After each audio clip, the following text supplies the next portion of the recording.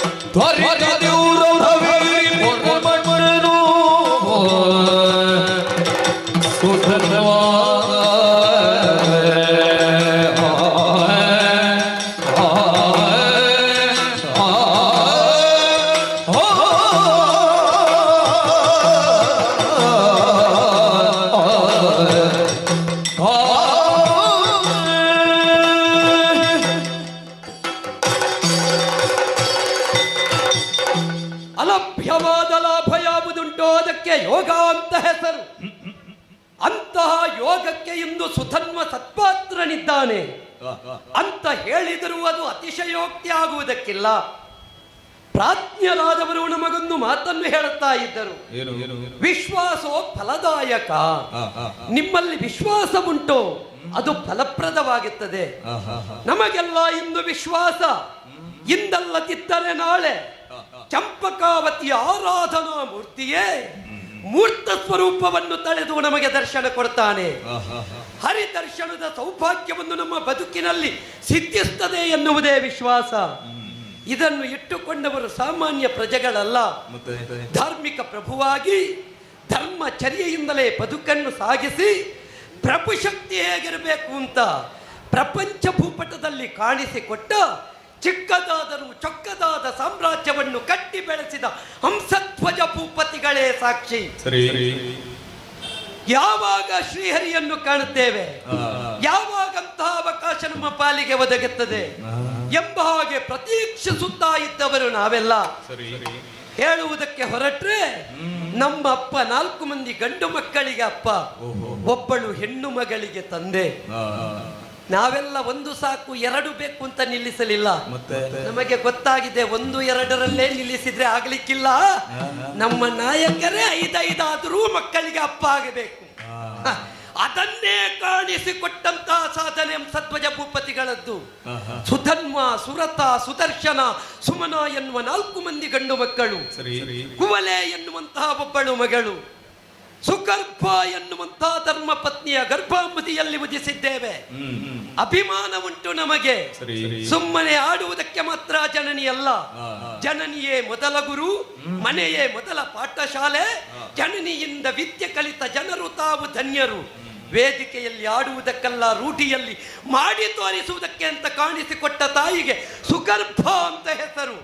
ಅಂತ ಪುಣ್ಯಾತ್ಮೆಯ ಮಕ್ಕಳಾಗಿ ಹುಟ್ಟಿದ್ದೇವೆ. ಹುಟ್ಟಿದಾರಭ್ಯ ಬೆಳೆದು ಬಂದ ನಡೆ, ಹುಟ್ಟಿದಾರಭ್ಯ ದೊರೆತ ಸಂಸ್ಕಾರ, ಹುಟ್ಟಿದಾರಭ್ಯ ಅಳವಡಿಸಿಕೊಂಡ ಬಂದ ಸಂಸ್ಕೃತಿ ಇದು ನಮ್ಮನ್ನು ಈ ಉನ್ನತವಾದ ಮಟ್ಟಕ್ಕೇರಿಸಿದೆ. ನಾವಾಡುವುದು ಕೆಲವೊಂದು ಸಲ ವಿರೋಧ ಅಂತ ಕಾಣುತ್ತದೆ, ಆದರೆ ವಿರೋಧವಲ್ಲ, ನಮ್ಮ ಬದುಕಿಗದು ಆಯುಧ ಅಂತ ತಿಳಿಯುವ ಕಾಲ ಒಂದಲ್ಲ ಇದ್ದರೆ ಒಂದು ಸಂದರ್ಭದಲ್ಲಾದ್ರೂ ಬಂದು ಮುಟ್ಟಿತು ಎನ್ನುವ ವಿಶ್ವಾಸವನ್ನು ನಮ್ಮಪ್ಪ ಆಡ್ತಾ ಇದ್ರು. ಬಂದೊದಗಿತಲ್ಲ ಇಂದು ನಮ್ಮಪ್ಪಯ್ಯ ಸಂಘಟಿಸಿದಂತ ಈ ಯೋಜನೆ ಸಾಕ್ಷಾತ್ಕಾರಗೊಳ್ಳುವ ಅವಕಾಶ ಒದಗಿತಲ್ಲ. ಉತ್ತರದ ಎತ್ತರದಿಂದ ಪಾಂಡವರ ಯಜ್ಞಾಶ್ವ ದಕ್ಷಿಣಾಭಿಮುಖವಾಗಿ ಅಭಿಯೋಗಗೈದಿದೆ. ಬಂದು ನಿಂತದ್ದು ನಮ್ಮ ಚಂಪಕಾವತಿಯ ನೆಲದಲ್ಲಿ. ಉಲ್ಲೇಖವನ್ನು ವಾಚಿಸಿದರು ನಮ್ಮಪ್ಪಯ್ಯ. ಧರ್ಮರಾಯನು ಪೂಜಿಸಿ ಬಿಡುವಂತಹ ಯಜ್ಞಾಶ್ವ ಬಲ್ಪುಳ್ಳ ಭಟರಿದನು ಕಟ್ಟಿ ಕಾದುವುದು, ಬಲವಿಹೀನರು ಕಪ್ಪ ಕಾಣಿಕೆ ಇದ್ದು ಶರಣಾಗುವುದು. ಏನಿದರ ಅರ್ಥ? ಬಲವಿಹೀನತೆಯೇ ಅಲ್ಲವಲ್ಲ. ಹಾಗಿದ್ರೆ ಇದರಲ್ಲಿ ಇರಬಹುದಾದ ಸತ್ಯ ಏನು? ನಮ್ಮಪ್ಪನಿಗೆ ಇದ್ದದ್ದು ಹರಿದರ್ಶನದ ಲಕ್ಷ್ಯ. ಮನುಮಥನಯ್ಯನ ನೋಡಿ ತಗು ಮನವ ಸಮರ್ಪಣೆ ಮಾಡಿ ಆ ಮುಖಾಂತರವಾಗಿ ಜೀವನದಲ್ಲಿ ಔನ್ನತ್ಯವನ್ನು ಸಾಧಿಸಬೇಕೆನ್ನುವುದೇ ನಮ್ಮಪ್ಪಯ್ಯನ ಸಂಕಲ್ಪ. ಅದಕ್ಕೆ ಬೇಕಾಗಿ ಕುದುರೆಯನ್ನು ಕಟ್ಟಿಸಿದ್ದಾರೆ. ಸೇನಾ ಮುಂಚೂಣಿಯಲ್ಲಿ ನಿಂತು ಸೇನಾಧಿಪತಿಯಾಗಿ ಶತ್ರು ಪಕ್ಷಕ್ಕೆ ಉತ್ತರಿಸಬಹುದಾದ ಶಕ್ತನಾರು ಅಂತ ಯೋಚಿಸಿದಾಗ, ಆದರೆ ಸುಧನ್ವನೇ ಆದೀತು ಅಂತ ಹೇಳಿದ್ರು. ಆವಾಗ ಪ್ರತಿಯೊಬ್ಬರು ಹೇಳಿದ್ದು ಆಗ ಸುಧನ್ವ ಅಂತಲ್ಲ, ಆದೀತು ಸುಧನ್ವ ಅಂತಲೇ. ಆಗ ಸುಧನ್ವ ಎದ್ದು ನಿಂತದ್ದು. ನಮ್ಮವರನ್ನೆಲ್ಲ ಒಟ್ಟು ಸೇರಿಸಿದ್ದೇನೆ, ಮುಂದೆ ಬಂದಿದ್ದೇನೆ, ಸಿದ್ಧನಾಗುತ್ತೇನೆ ಅಂತ ಯೋಚಿಸಿದೆ. ಅಪ್ಪಯ್ಯನ ಅಡಿದಾವರಿಗಳಿಗೆ ಪುಡಮಟ್ಟು ಅವರ ಶುಭ ಸೇಸಿಗೆ ಶಿರವಿಕ್ಕಿಸಿಕೊಂಡು ಮಾತೆಯಾದ ಸುಗರ್ಭಾದೇವಿಯ ಗೃಹ ಪ್ರವೇಶ ಮಾಡಿದ ಕಾಲ ಆಡಿಬಿಟ್ಟರಲ್ಲ. ಲೇಸು ಮಗನೇ ವಾಸುದೇವನ ಕಾಂಬ ಕಜ್ಜ. ಹರಿದರ್ಶನದ ಸುಯೋಗವನ್ನು ಮಾಡಿಸ್ತಿಂತಾದರೆ ವಸುದೆಯಲ್ಲಿ ನಿನ್ನನ್ನು ಮಗನಾಗಿ ಪಡೆದದ್ದಕ್ಕೆ ನನ್ನ ಜನ್ಮ ಸಾರ್ಥಕವಾಗುತ್ತದೆ ಮಗನೇ. ಯಾವ ತಾಯಿ ಹೇಳಿಯಾಳು? ವೀರ ಯೋಧನಾಗಿ ನಿನ್ನನ್ನು ಪಡೆದಿದ್ದೇನೆ, ವೀರ ಯೋಧನಾಗಿ ಬಿಟ್ಟು ಕೊಡುತ್ತೇನೆ, ವೀರ ಭೂಮಿಗಾಗಿ ಸಮರ್ಪಣೆಗೈಯುತ್ತೇನೆ. ಈ ನೆಲ ನಮ್ಮ ಅಮ್ಮನಲ್ಲಿ ಆಡಿಸಿದ ಮಾತು, ಅದು ನೆಲದ ಋಣ, ಸಂಸ್ಕಾರದ ಗುಣ ಅಂತ ನಾ ತಿಳಿದುಕೊಂಡೆ. ಅಮ್ಮನಿಂದ ಆಶೀರ್ವಾದವನ್ನು ಪಡೆದು ಆಡಿದ್ದೇನೆ. ವಾಸುದೇವನನ್ನು ಈ ವಸುದೆಯಲ್ಲಿ ನಿನಗೆ ದರ್ಶಿಸುತ್ತೇನೆಮ್ಮ. ಇದು ಯಾವತ್ತಿದ್ದರೂ ಅರಳದ ಪ್ರತಿಭೆ ಅಲ್ಲ, ಅರಳುವ ಪ್ರತಿಭೆ ಅಂತ ಕಾಣಿಸ್ತೇನೆ. ಪ್ರತಿಯೊಬ್ಬನ ಅಂತರಂಗದಲ್ಲಿಯೂ ಪದುಮನಾಭನ ಪ್ರತೀಕ್ಷೆ ಉಂಟು ಅಂತಾದರೆ ಅವನ ಮನವೆಲ್ಲ ಅರಳುವಂತೆ ಮಾಡುತ್ತೇನೆ. ಪದುಮಾಕ್ಷನ ದರ್ಶನವನ್ನು ಈ ನೆಲದಲ್ಲಿ ಕಾಣಿಸ್ತೇನೆ ಅಂತ ಆಡಿದ್ದೇನೆ. ಅಮ್ಮನಿಂದ ನಾ ಬೀಳ್ಕೊಂಡು ಬಂದ ಕಾಲ ತಂಗಿಯಾದ ಕುವಲೆವನ್ನು ಮಾತಾಡಿದಳು. ಎಂಥ ಮಾತಿದು ಅಣ್ಣ! ಹೇಟಿ ಸುತನ್ವನ ತಂಗಿ ಅಂತ ಆಡಿಸಬೇಡ, ನಾಳೆ ವೀರ ಸುತನ್ವನ ತಂಗಿ ಎನ್ನುವ ಮಾತು ನನ್ನ ಗಂಡನ ಮನೆಯವರು ಆಡುವ ಹಾಗೆ ಮಾಡಿಸು ಅಂತ ಆಡಿದ್ರು. ಆವಾಗ ಅವಳಿಗೂ ಆಡಿದ್ದೇನೆ, ವೀರ ಸುತನ್ವನ ತಂಗಿ ವೀರವನಿತೆಯಾಗಿ ನೀ ಪತಿಗ್ರಹವನ್ನು ಪ್ರವೇಶ ಮಾಡುವಂತೆ ನಾ ಮಾಡ್ತೇನಮ್ಮ ಅಂತ. ಮುಂದುವರಿದು ಹೋದದ್ದು ಸತಿಯಾದ ಪ್ರಭಾವತಿಯ ಗೃಹದತ್ತ. ಧರ್ಮೇ ಚಾರ್ತೆ ಚ ಕಾಮೇ ಚ ನಾತಿ ಚರಾಮಿ ಅಂತ ಹಾಡಿ ಪುರೋಹಿತರು ಕೈಗೆತ್ತಿ ಕೊಡುವ ಕಾಲದಲ್ಲಿ ಧರ್ಮೇ ಚಾರ್ತೆ ಚ ಕಾಮೇ ಚ ನಾತಿ ಚರಾವ್ಯಯಂ ಅಂತಾಡಿ ಪರಿಗ್ರಹಿಸಿದಂತ ಸತಿ ಅವಳಿಗೆ ವಿಶ್ವಾಸದ ನುಡಿಯಾಡಿದ್ದೇನೆ. ಯೋಚಿಸಬೇಡ, ಶ್ರೀಪತಿಯ ದರ್ಶನಕ್ಕಾಗಿ ಹೊರಟು ನಿಂತಿದ್ದೇನೆ, ಚಿಂತೆ ಮಾಡದೆ ಬೀಳ್ಕೊಡು ಅಂತ ಹೇಳಿದ್ರೆ ಋತುಮತಿಯಾಗಿ 16ನೇ ದಿವಸ ಅಂತ ಆಡಿದಳು. ಏನು ಮಾಡೋಣ? ಯುದ್ಧ ಕ್ಷೇತ್ರಕ್ಕೆ ಹೋದ ಯೋಧ, ಸಾಗರಕ್ಕಿಳಿದ ಅಂಬಿಗ, ತೀರ್ಥಾಟನೆಗೆ ಹೋದಂತಹ ಭಕ್ತ ಮರಳಿ ಬರ್ತೇವೆ ಅಂತ ಹೇಳುವ ಕ್ರಮ ಇಲ್ಲ. ಆದ್ದರಿಂದ ಮರಳಿ ಬರ್ತೇನೋ ಇಲ್ವೋ ಗೊತ್ತಿಲ್ಲ, ಆದರೆ ಋತುಮತಿಯಾದ ಸತಿಯ ವಾಂಛೆಯನ್ನು ಈಡೇರಿಸಬೇಕಾದದ್ದು ಪತಿಯಾದವನ ಕರ್ತವ್ಯ. ಒಬ್ಬಳು ಹೆಣ್ಣು ಅಥವಾ ಹೆಂಡತಿ ಭವಿಷ್ಯದವರಿಗೆ ಅನುಕೂಲ ಆಗೋದಿದ್ರೆ ಆಗಲಿ. ಯಾಕಂದ್ರೆ ಹೆಣ್ಣು ಋತುಮತಿಯಾಗಿ 8, 10, 12, 14, 16 ಸಮಸಂಖ್ಯೆಯ ದಿನಗಳಲ್ಲಿ ಸತಿಯನ್ನು ಪತಿಯಾದವ ಸೇರಿದ ಅಂತಾದರೆ ಹುಟ್ಟುವ ಸಂತಾನ ಗಂಡು ಸಂತಾನ. 7, 9, 11, 15, 17 ಬೆಸ ಸಂಖ್ಯೆಯ ದಿನದಲ್ಲಿ ಸತಿಯನ್ನು ಸೇರಿದ ಅಂತಾದರೆ ಹುಟ್ಟುವ ಸಂತಾನ ಹೆಣ್ಣು ಸಂತಾನ. ಇದು ನಮ್ಮ ಶಾಸ್ತ್ರವೇ ಸಾರಿದ ಸತ್ಯ. ಆದ್ದರಿಂದ ಸತಿ ಹದಿನಾರನೆಯ ದಿವಸದಲ್ಲಿ ಕೇಳಿದ ಕಾಲದಲ್ಲಿ ಪತಿಯಾಗಿ ಅವಳ ಅಪೇಕ್ಷೆಯನ್ನು ಈಡೇರಿಸಿದರೆ ಭವಿಷ್ಯತ್ತಿನಲ್ಲಿ ಚಂಪಕಾವತಿಗೆ ಯುವರಾಜನನ್ನು ಕೊಟ್ಟ ಪುಣ್ಯ ನನಗೆ ಪ್ರಾಪ್ತಿಯಾಗುತ್ತದೆ ಅಂತ ವಾಸುದೇವನನ್ನರ್ಚಿಸಿ ಅವಳ ಅಪೇಕ್ಷೆಯನ್ನು ಈಡೇರಿಸಿ ಮರಳಿ ಬಂದು ಯುದ್ಧಕ್ಕೆ ಸಿದ್ಧನಾಗುತ್ತೇನೆ ಅಂತ ಅನ್ನುವಾಗ ಅಪ್ಪ ಕೋಪೋದ್ರಿಕ್ತರಾಗಿದ್ದಾರೆ. ಕಟ್ಟಾಜ್ಞೆ ಉಂಟು, ನಾಳಿನ ಸೂರ್ಯೋದಯಕ್ಕೆ ಸಿದ್ಧರಾಗದೆ ಯಾರಾದರೂ ಹಿಂದೊಳಿದಿರಿ ಅಂತಾದರೆ ಕುದಿಯುವ ಎಣ್ಣೆಯ ಕೊಪ್ಪರಿಗೆಗೆ ಅವರನ್ನು ಹಾಕಲಾಗುವುದು. ಅರಸನ ಮಕ್ಕಳಾಗಲಿ ತಮ್ಮಂದಿರಾಗಲಿ ಪ್ರಜೆಗಳಾಗಲಿ ಕಟ್ಟಾಜ್ಞೆ ಇದು. ಕೋಪಗೊಂಡಂತಹ ಅಪ್ಪ ಶಂಕಲಿಕಿತರ ಆದೇಶದಂತೆ ತಪ್ತ ತೈಲ ಕಟಾಹಕ್ಕೆ ನನ್ನನ್ನು ನೂಕಿದರು. ಕುದಿಯುವ ಎಣ್ಣೆಯ ಕೊಪ್ಪರಿಗೆ ನನಗೆ ತಿಳಿ ನೀರ ಕೊಳದಲ್ಲಿ ಜಾಡಿದ ಅನುಭವ ಕೊಟ್ಟಿತು. ಕಾಣದೇ ಇರುವ ಹರಿಯನ್ನು ಕಂಡೆ, ಕಾಣಲೇಬೇಕಾದ ಹರಿಯನ್ನು ಕಾಣಿಸಬೇಕಲ್ಲ. ಎತ್ತಿದ್ರು ಅಪ್ಪಯ್ಯ, ಗುರು ಹಿರಿಯರು ಆಶೀರ್ವಾದ ಮಾಡಿದ್ರು. ಹರಿದರ್ಶನದ ಯೋಗವನ್ನು ಸಮಸ್ತ ಚಂಪಕಾವತಿಯ ಪ್ರಜಾಭಾರಕ್ಕೆ ಕಾಣಿಸು ಎಂಬ ಹಾಗೆ. ಹಾಗಾದ ಕಾರಣ ಅಲ್ಲಿಂದ ಬೀಳ್ಕೊಂಡು ಬಂದು ನಿಂತದ್ದು ಈ ರಣಭೂಮಿಯಲ್ಲಲ್ವೇ. ಈಗ ಸುತ್ತ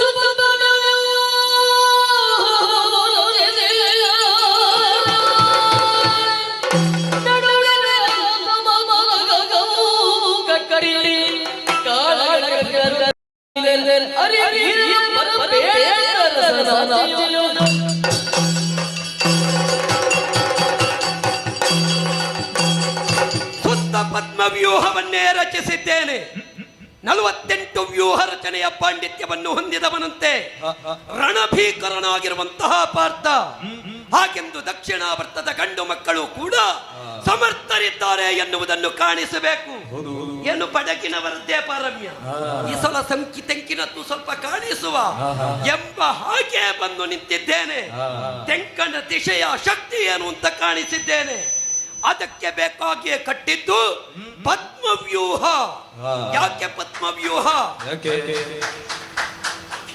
ಬರುವವ ಸಾಮಾನ್ಯನಲ್ಲ, ಸಮರ್ಥನಿದ್ದಾನೆ ಅರ್ಜುನ ಅಂತ ಗೊತ್ತು. ನಮಗಿರುವುದು ಪದ್ಮನಾಭನ ನಿರೀಕ್ಷೆ. ಹರಿಯ ನಾಭಿಯು ಪದ್ಮ, ಹರಿಯ ಕಂಗಳು ಪದ್ಮ, ಹರಿಯ ಪಾದವು ಪದ್ಮ, ಹರಿಯ ಕೈಗಳು ಪದ್ಮ. ಆದ್ದರಿಂದಲೇ ಅಂತ ಪದ್ಮನಾಭನ ಪ್ರತೀಕ್ಷೆಯನ್ನಿಟ್ಟುಕೊಂಡೇ ನಾವು ಸಿದ್ಧರಾಗಿ ನಿಂತಿದ್ದೇವೆ ಯುದ್ಧಕ್ಕೆ ಅಂತ ತಿಳಿಯಬೇಕು. ಕಾಯದಲ್ಲಿ ಕಸುವುಂಟು, ನಮ್ಮಲ್ಲಿ ಸಾಮರ್ಥ್ಯ ಉಂಟು ಎನ್ನುವ ಕಾರಣಕ್ಕಾಗಿ ಯುದ್ಧ ಅಲ್ಲ. ಇದು ಪಾರಮಾರ್ಥಿಕ ಯುದ್ಧ, ಇದು ಧಾರ್ಮಿಕತೆಯ ಯುದ್ಧ. ಅದಕ್ಕೆ ಬೇಕಾಗಿಯೇ ಪದ್ಮವ್ಯೂಹದ ರಚನೆ. ಹಾಗಾಗಿಯೇ ಪದ್ಮವ್ಯೂಹ. ಪದ್ಮವ್ಯೂಹ ಅಷ್ಟು ಸುಲಭ ಅಲ್ಲ. ತಾವರೆಯ ಆ ಭಾಗ, ಅದರ ಆಳದಲ್ಲಿರುವ ಕೆಸರು ಬ್ರಹ್ಮ ಕಳಶದ ಒಂದು ದ್ರವ್ಯವಾಗಿ ಸಮರ್ಪಣೆಗೊಳ್ಳುತ್ತದೆ. ಪದ್ಮನಾಭನ ಪ್ರತೀಕ್ಷೆಯ ದ್ರವ್ಯವಾಗಿ ಮಹಾವಿಷ್ಣುವನ್ನೇ ತನ್ನಲ್ಲಿ ಸ್ಥಾಪಿಸಿ ಕೃಷ್ಣನಾಗಿ ಸಂಯೋಜಿಸಿದ ಕೃಷ್ಣನ ಮುಂಭಾಗದಲ್ಲಿ ನೋಡೋಣ ಒಂದು ದ್ರವವಾಗಿ ಆದರೂ ಲೀನವಾಗುತ್ತೇವೆ ಅಂತಾದರೆ ನಾವು ಹೋದರೂ ತೊಂದರೆ ಇಲ್ಲ. ಭವಿಷ್ಯತ್ತಿನಲ್ಲಿ ನಮ್ಮ ಹೆಸರಾದರೂ ಒಂದು ಕೀರ್ತಿಶೇಷವಾಗಿ ಉಳಿಯುತ್ತದಲ್ಲ.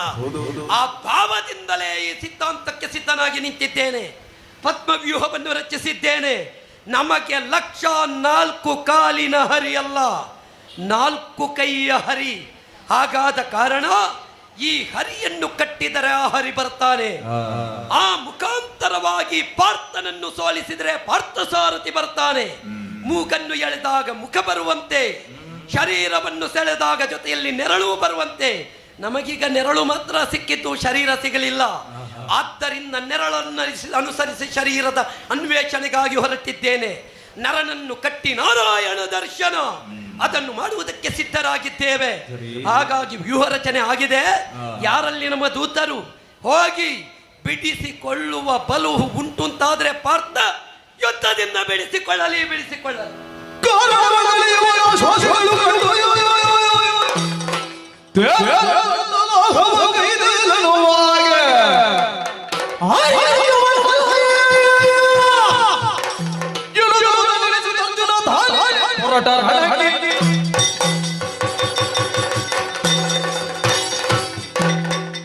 ಏರು ಸ್ಥಾಯಿಯಲ್ಲಿಯೇ ಏರು ಧ್ವನಿಯಿಂದಲೇ ಹೊರಟವರು ನಮ್ಮ ಸೇನೆಯಲ್ಲಿರುವಂತಹ ಸಕಲರೂ ಕೂಡ.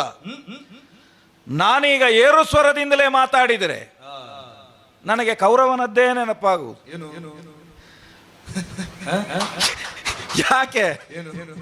ಯಾವುದು ಬೇಡವೋ ಅದನ್ನೇ ಉದ್ದೇಶಿಸಿ ಅಪೇಕ್ಷಿಸಿ ನಾನು ರಣವನ್ನೇ ಬಯಸ್ತೇನೆ. ಸಾರಿ ಸಾರಿ ಹೇಳಿದ ಮಾತು ಕೃಷ್ಣ, ಅದು ಅರ್ಥ ಆಗಲಿಲ್ಲ. ಕೊನೆಗೆ ರಣಧಾರುಣಿಯಲ್ಲಿ ತನ್ನನ್ನೇ ತಾನು ತೆತ್ತುಕೊಳ್ಳಬೇಕಾದಂತಹ ಅನಿವಾರ್ಯತೆ ಬಂತು. ಹಾಗಾಗಿ ಕಾರಣವ ಕಲಿಯವನಾಶ್ವಾದಿಗಳು ನೀವು ಕೂಡ ಈ ಕಾಲಕ್ಕೆ ರಣ ಅಂತ ಹೇಳುವಾಗ ಆವೇಶ ಬರುವಾಗ 70 ದಾಟಿದಂತಹ ಒಂದಷ್ಟು ತಲೆ ಕೂದಲು ಬೆಳ್ಳಗಾದಂತಹ ಅರ್ಜುನ ನಾನೂ ಕೂಡ ಈ ಕಾಲಕ್ಕೆ ಅದೇ ಉತ್ಸಾಹವನ್ನು ತೋರಿಸುವುದರಲ್ಲಿ ಅರ್ಥ ಇಲ್ಲ. ಯಾವ ನೆಲೆಯಿಂದಲೂ ಯುದ್ಧ ಎನ್ನುವುದು ಪ್ರಪಂಚದಲ್ಲಿ ಅಪೇಕ್ಷಿತವಲ್ಲ ಎನ್ನುವ ಸಿದ್ಧಾಂತಕ್ಕೆ ನಾನು ಬಂದವನೇ. ಕೊಲ್ಲುವುದು ಹೆಚ್ಚಳವಲ್ಲ, ಮನುಷ್ಯ ಲಕ್ಷಣ ಅಲ್ಲವೇ ಅಲ್ಲ. ಬದುಕುವುದು, ಬದುಕ ಬಿಡುವುದು ಮಾನವತೆಯ ಮಹತ್ವ. ಹಾಗಿದ್ರೆ ಯಾವ ಒಂದು ಉದ್ದೇಶದಿಂದಾಗಿ ಅಶ್ವಮೇಧದಲ್ಲಿ ನಾವು ತೊಡಗಬೇಕಾಯಿತು? ಇದರ ಹಿನ್ನೆಲೆಯಲ್ಲಿ ಆಲೋಚಿಸುವಾಗ ಅನಿವಾರ್ಯವಾಗಿ ಯುದ್ಧದಲ್ಲಿ ನಾವು ಭಾಗಿಗಳಾಗಬೇಕಾದ ಸ್ಥಿತಿ ಬಂದದ್ದು. ಯಾವ ಒಂದು ಬಂಧು ಹತ್ಯಾದೋಷ ಎನ್ನುವುದು ಅಣ್ಣನಿಗೆ ಬಂತೋ ಆ ಕಾರಣಕ್ಕಾಗಿ ಅದರ ಉಪಶಮನಕ್ಕೆ ಬೇಕಾಗಿ ವ್ಯಾಸಾದಿಗಳೇ ನಿರ್ದೇಶನವನ್ನು ಕೊಟ್ಟ ಪರಿಣಾಮದಿಂದಾಗಿ ನಾವು ತೊಡಗಿದ್ದು. ಹಾಗಾಗಿ ಯಾವುದೇ ರಕ್ತದಾಹದಿಂದ ನಾವು ಮುಂದಾದದ್ದಲ್ಲ. ಹಾಗಾಗಿ ಒಂದೊಂದು ಹೆಜ್ಜೆಯಲ್ಲಿಯೂ ನಾವು ಎಚ್ಚರವನ್ನು ಇಡಬೇಕಾದಂತಹ ಅನಿವಾರ್ಯತೆ ಇಲ್ಲಿ ಉಂಟು. ಬಂದಂತಹ ಅಶ್ವ ಇವತ್ತು ಈ ಒಂದು ಚಂಪಕಾವತಿಯನ್ನು ಪ್ರವೇಶಿಸಿದೆ. ಇಲ್ಲಿರುವವರದನ್ನು ಕಟ್ಟಿದ್ದಾರೆ. ಆ ಕಾರಣಕ್ಕಾಗಿಯೇ ನಾವು ಯುದ್ಧವನ್ನು ಮಾಡಬೇಕು ಎನ್ನುವ ಹಾಗೆ ಅನಿವಾರ್ಯತೆಯಿಂದ ತೊಡಗಿದ್ದು. ರಣಕಣದಲ್ಲಿ ನಮಗೆ ಸೋಲಾಗಿದೆ. ಒಂದು ಹಂತದಲ್ಲಿ ನಾವು ಬಹಳಷ್ಟು ಕ್ಷೀಣರಾಗಬೇಕಾದಂತಹ ಸ್ಥಿತಿ ಉಂಟೋ ಎನ್ನುವಷ್ಟರ ಮಟ್ಟಿಗೆ ನಮ್ಮ ಸ್ಥಿತಿ ಉಂಟು. ನನಗೆ ಅರ್ಥ ಆಗಿದೆ. ಯಾರ್ಯಾರು ಹೋಗಿದ್ದಾರೋ ಯುದ್ಧ ಭೂಮಿಯಲ್ಲಿ ಎಲ್ಲರೂ ಕೂಡ ಇವತ್ತು ಸುಧನ್ವನ ಮುಂದೆ ಶರಣಾಗಿದ್ದಾರೆ ಅಥವಾ ರಣಧಾರುಣಿಯಲ್ಲಿ ಅವರು ಮಲಗಿದ್ದಾರೆ. ಇದು ನಮ್ಮ ಅವಗಾಹನೆಗೆ ಬಂದಿದೆ. ನಮಗೆ ಯಾವಾಗ ಒಂದು ಆಹ್ವಾನವನಿಂದ ಬಂತೋ, ಹರಿಯನ್ನು ಬಿಡಿಸಿಕೊಳ್ಳುವುದಕ್ಕೆ ಬೇಕಾಗಿ ನೀನು ಬರುವುದಿದ್ರೆ ಬರಬಹುದು ಅರ್ಜುನ ಎನ್ನುವ ಹಾಗೆ ಅಳಿದುಳಿದ ನಮ್ಮ ಸೇನೆಯಲ್ಲಿರುವಂತಹ ನೀವೆಲ್ಲರೂ ಉತ್ಸಾಹದಿಂದ ಕೈಗಳನ್ನು ಮೇಲೆತ್ತಿ ಆಜ್ಞೆ ಕೊಡಿ ಎನ್ನುವ ಹಾಗೆ ಮುಂದಾಗುತ್ತೀರಿ ಅಂತಾದರೆ ನಾನು ಈ ಕಾಲಕ್ಕೆ ನಿಮ್ಮನ್ನು ಸಮಾಧಾನಿಸುವುದು. ಒಂದು ಹಂತದಲ್ಲಿ ಇಲ್ಲಿ ಬಂದಾಗ ಇಲ್ಲಿರುವವರ ಹಿನ್ನೆಲೆಯನ್ನೆಲ್ಲ ಕೇಳಿದಾಗ ಒಬ್ಬೊಬ್ಬ ಧ್ವಜರು ನಮಗೆ ಎದುರಾಗುವವರು ಇಲ್ಲಿ ಬಹಳಷ್ಟು ಒಳ್ಳೆಯವರು ಅಂತ ನಾವು ಗಮನಿಸಿದ್ದು. ಈಗ ನೀಲಧ್ವಜನ ಪ್ರಕರಣದಲ್ಲಿಯೇ ನಾವು ಗಮನಿಸಿದರೂ ಕೂಡ ಅವ ಕೆಟ್ಟವ ಏನೂ ಅಲ್ಲ. ಏನು ಮಾಡೋಣ, ಕೆಲವೊಂದು ಸಾರಿ ಕೆಲವು ಮನೆಯಲ್ಲಿ ಹೆಣ್ಣು ಮಕ್ಕಳು ಚಂಡಿತನ ಮಾಡಿದರೆ ಗಂಡಸರ ಅನಿವಾರ್ಯವಾಗಿ ಬಲಿ ಬೀಳಬೇಕಾದ ಪರಿಸ್ಥಿತಿ. ಅದಲ್ಲದೆ ಇದ್ದರೆ ಅವ ಉದ್ದೇಶಪೂರ್ವಕವಾಗಿ ಯುದ್ಧಕ್ಕೆ ಮುಂದಾದದ್ದಲ್ಲ. ಹೆಂಡತಿಯ ಒಂದು ಚಂಡಿ ಸ್ವಭಾವದಿಂದಾಗಿ ಅವ ಅನಿವಾರ್ಯವಾಗಿ ಯುದ್ಧಕ್ಕೆ ಬರಬೇಕಾಯಿತು. ಆದರೆ ಕೊನೆಗೂ ಅಗ್ನಿದೇವನ ಅನುಗ್ರಹದಿಂದ ನಾವು ಮುಂದುವರಿಯುವಂತಹ ಅವಕಾಶ ನಮ್ಮ ಬದುಕಿಗೆ ಬಂತು. ಇಲ್ಲಿ ಬಂದಾಗಲೂ ನಾವು ಕೇಳಿ ತಿಳಿದದ್ದು ಹಾಗೆ, ಒಳ್ಳೆಯವ ಇದ್ದಾನೆ ಸುಧನ್ವ. ಆದರೆ ಒಂದು ಪೂರ್ವಾಗ್ರಹ ಪೀಡಿತನಾಗಿ ಇವತ್ತು ನಮ್ಮದ್ದಾದ ಸೇನೆಯನ್ನು ಚಾನಾಹಾಣಿ ಮಾಡಿದ್ದಾನೆ ಅಂತಾದರೆ ಇನ್ನು ಉಳಿದವರು ನೀವು ಹೋಗಿ ಅದೇ ಸಾಲಿಗೆ ಸೇರುವುದಕ್ಕಿಂತ ಒಂದು ಹಂತದಲ್ಲಿ ಅವ ಇಷ್ಟು ಮಾಡಿದ್ದನ್ನೂ ಕ್ಷಮಿಸಿ ಅವನ ಒಳಿತಿನ ಬಗ್ಗೆ ಒಂದು ಆಗ್ರಹ ಬುದ್ಧಿ ಇಲ್ಲದವನಾಗಿ ಅವನಿಗೂ ಒಂದು ಬದುಕುವ ಅವಕಾಶವನ್ನು ಕೊಡಬೇಕು ಎನ್ನುವಂತಹ ಉದ್ದೇಶವು ನನ್ನಲ್ಲಿದ್ದರಿಂದ ನಿಮ್ಮನ್ನು ಕ್ಷಣಕಾಲ ನಾನು ತಡೆದಿದ್ದೇನೆ. ನೀವು ಯಾರೂ ಹೆಚ್ಚು ಗಡಿಬಿಡಿ ಮಾಡುವುದು ಬೇಡ. ಹಾಗಾಗಿ ಹೊರಡುವಾಗ ನಮ್ಮ ಜೊತೆ ನೀವು ಬರಬೇಕು. ಹಾಗಾದರೆ ಹೊರಡುವುದು ಹೇಗೆ? ಇದು ಪ್ರಶ್ನೆ ಆಗುವುದಿಲ್ವೋ? ಈಗ ಸ್ವಲ್ಪ ಏರುಸ್ತಾಯಿಂದಲೇ ನಾನು ಆಡಬೇಕು. ಹೇಗೆ?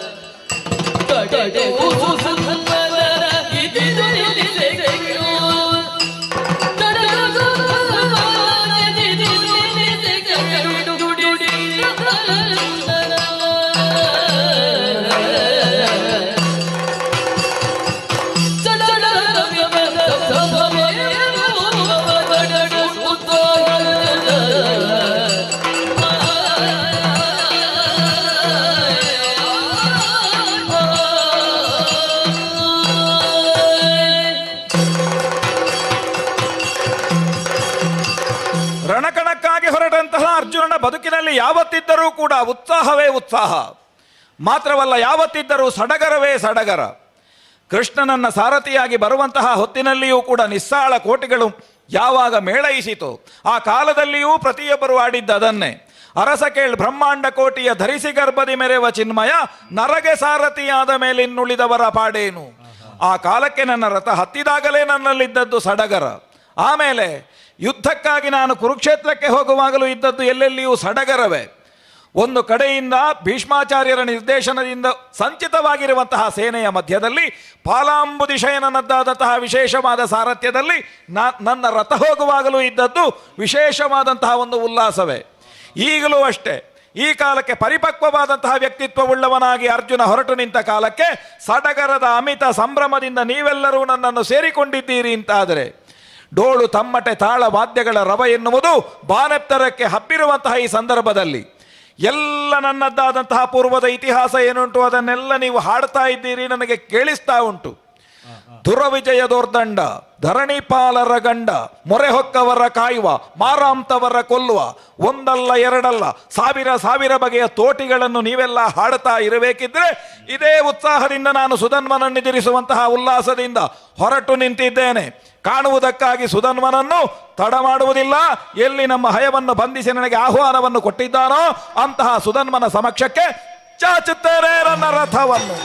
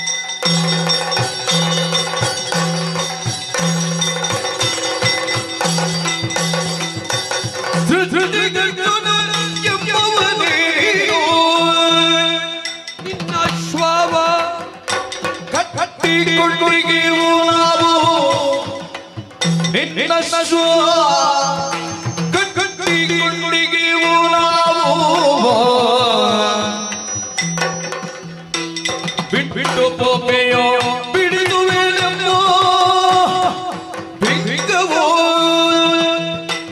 ಬಿಟ್ಟು ಪೋಪೆಯೋ ಬಿಡಿದುವೆನೆಂಬ ಬಿಂಗವೋ ಬೇಡನೋ ಬೇಡೋದೇನೋ ಸೃಷ್ಟಿಗರ್ಜುನ ಎಂಬವನೇ ನೀನು ನಿನ್ನ ಕುಂಡಿಗೆವು ನಾವು ಅಯ್ಯ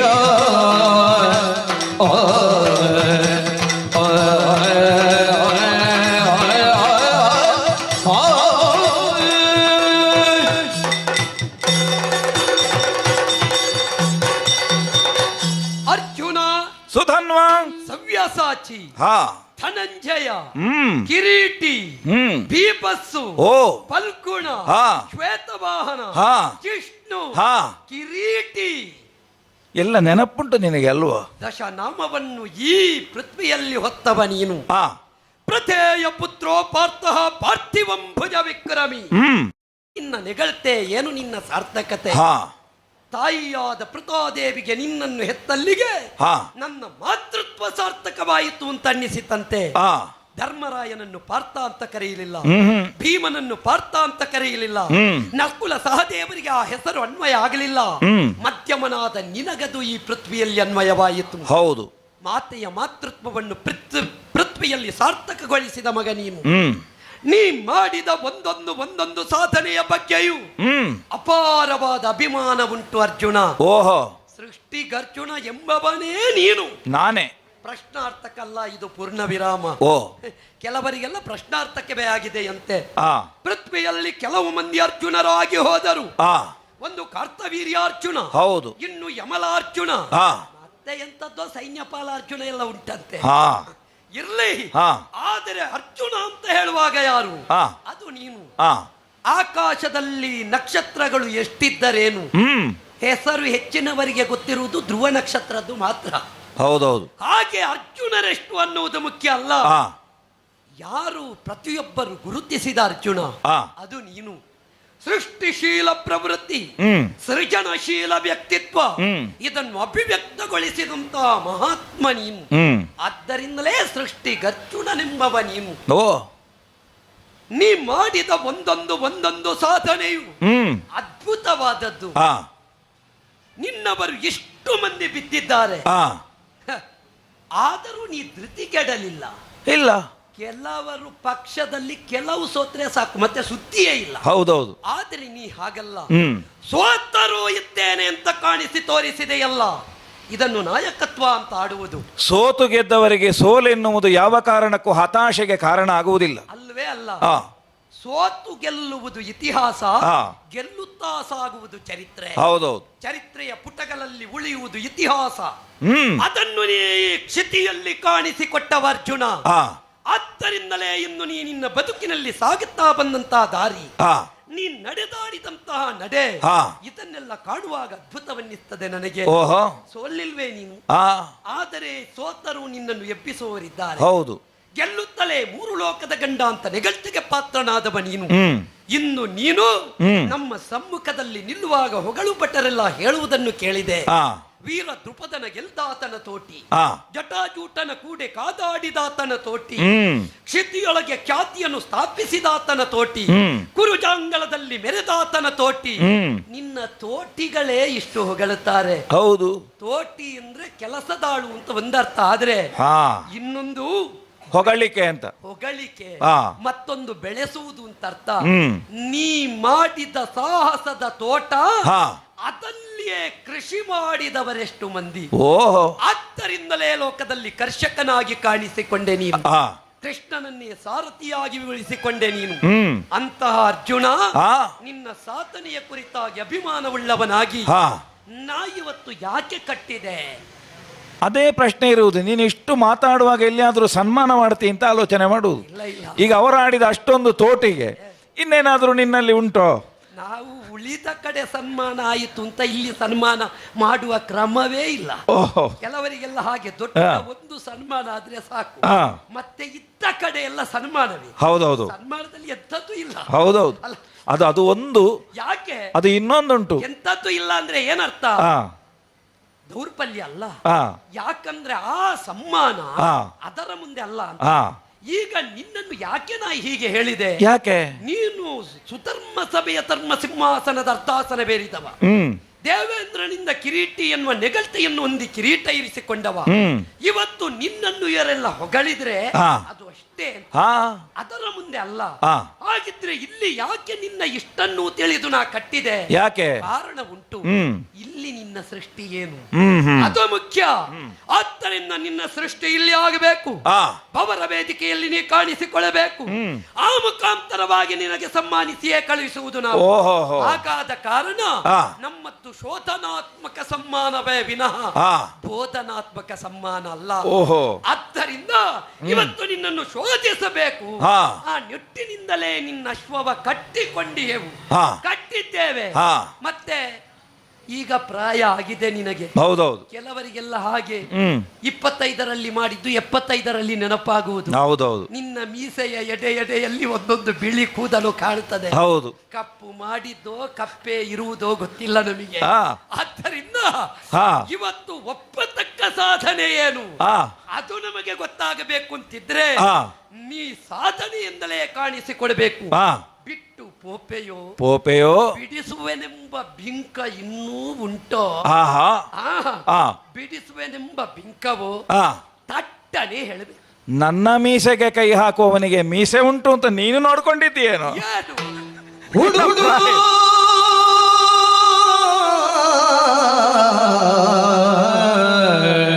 ಓ ಹುಡುಗ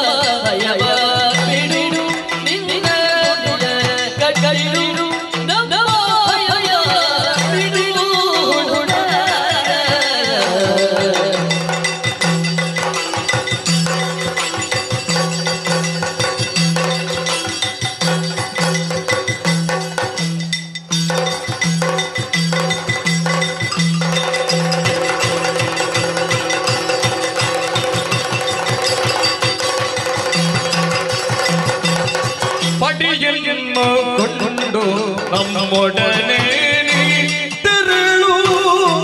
ಏನು ಪಡಿಯೋನು ಕೊಂಡು ಪಡಿಯೋನು ಕೊಂಡು ನಮ್ಮೊಡನೆ ತೆರಳು ತೆರಳು ತೆರಳು.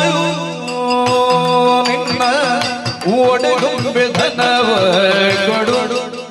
ಹೌದು, ನಿನ್ನ ಒಡೆಗೊಂಬೆ ಧನವ ಕೊಡು ಧನವ ಕೊಡು ಧನವ ಕೊಡು ಧನವ ಕೊಡು ಧನವ ಕೊಡು ಹುಡುಗ ನೀನು.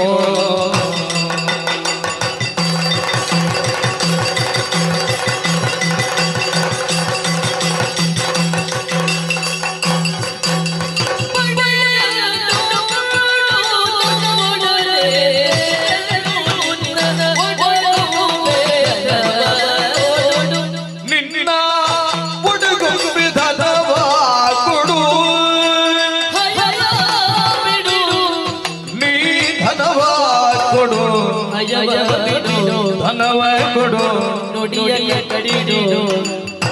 ಹುಡುಗ ನೀನು. ಪಡೆಯುವುದು ನಮ್ಮೊಡನೆ ತೆರಳು. ನಿನ್ನ ಧನವ ಕೊಡು.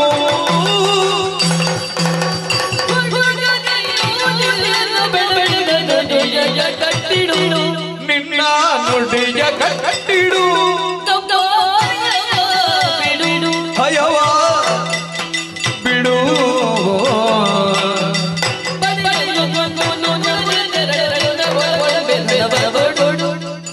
ಪಡೆಯನ್ನು ಕೊಟ್ಟು ನಮ್ಮೊಡನೆ ತೆರಳು. ನಿನ್ನ ನುಡಿಯ ಧನವ ಕೊಡು ಧನವ ಕೊಡು ಧನವ ಕೊಡು.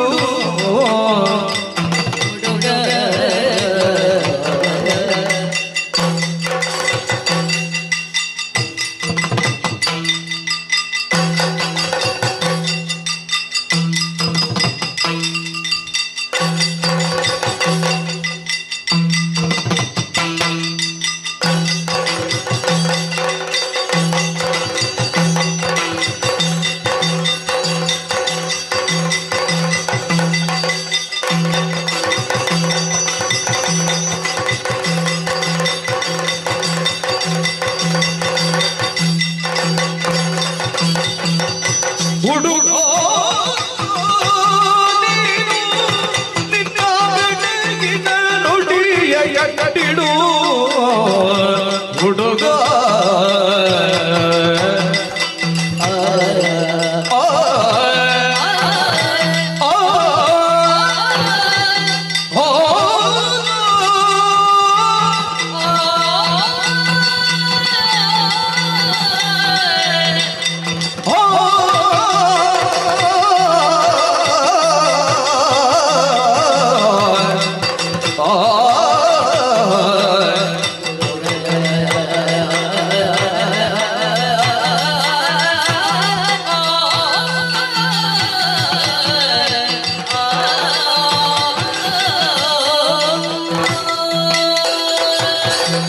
ಹುಡುಗ ಹುಡುಗ ಅರ್ಜುನ, ಇಷ್ಟು ಆವರ್ತದಿಂದ ಹುಡುಗ ಅಂತ ನಿನ್ನನ್ನು ದೀರ್ಘವಾಗಿ ಆಲಾಪಿಸಿದ್ದು ಯಾಕೆ? ಯಾಕೆ ಇಷ್ಟು ಪ್ರಾಯ ಆದರೂ ಇಷ್ಟೊಂದು ಆಲಾಪದಿಂದ ಹೇಳುವ ಸಾಮರ್ಥ್ಯ ಉಂಟು ಅಂತ ಅರ್ಥ ಆಯಿತು. ಅಲ್ಲದೆ ಇದ್ರೆ ನಿನ್ನ ಸೃಷ್ಟಿಗರ್ಜುನ ಎಂಬವನೇ ನೀನು. ನಿನ್ನ ಅಶ್ವವನ್ನು ಕಟ್ಟಿಕೊಂಡಿಹೆವು ನಾವು, ಬಿಟ್ಟು ಪೋಪೆಯೋ ಬಿಡಿಸುವೆನೆಂಬ ಬಿಂಕವೋ. ಇದೇನು? ಇದು ಒಂದು ರೀತಿಯ ಬೆಡಗಿನ ನುಡಿ. ಇಷ್ಟು ಮಂದಿ ನಿನ್ನವರು ಬಿದ್ದರು. ಈ ಯುವ ಶಕ್ತಿಯ ಮುಂದೆ ನಿನ್ನ ನವಶಕ್ತಿಯನ್ನು ನೋಡುವಾಗ ನನಗೆ ಆಶ್ಚರ್ಯ. ಈ ನವದ ಹಿಂದೆ ಇರುವಂತಹ ಅದೆಷ್ಟೋ ಯುವಕರೇ ಇವತ್ತು ನವವಾಗಿ ಬೆಳೆದು ಮುಂದೆ ಅದೇ ಪರಂಪರೆಯಾಗಿ ಮುಂದುವರಿಯುವಂತಹ ಸೂಚನೆ ಇದು. ಯಾಕೆ ಯಾವತ್ತಿದ್ದರೂ ನವಶಕ್ತಿ ಅಂತಾಗುವುದು ಯಾವಾಗ ಅದು ಸದಾ ನವನವೀನವಾಗಿದ್ದಾಗ ಮಾತ್ರ. ನಿಜ. ಹಾಗಿದ್ರೆ ಹಳೆಬೇರು ಹೊಸ ಚಿಗುರು ಅದು ಬರಲೇಬೇಕಾದದ್ದು. ನಮ್ಮ ಮೇಳೈಸಲು ಹೊಸ ಸೊಬಗು. ಅದೇ ಹೌದಾದರೆ ಮೇಳೈಸಲು ಅದು ಮರಸೊಬಗು ಹೌದಾದರೆ ಹಳೆ ತತ್ವ ಹೊಸ ವಿಚಾರದ ಒಡಗೂಡೆ ಜಸವು ಜನ ಜೀವನಕ್ಕೆ ಅಂತ ಹೇಳಿಲ್ವೋ? ನಮ್ಮ ಪರಂಪರೆಯೇ ಅಂತಹದ್ದು, ನಮ್ಮ ತತ್ವವೇ ಹಾಗೆ.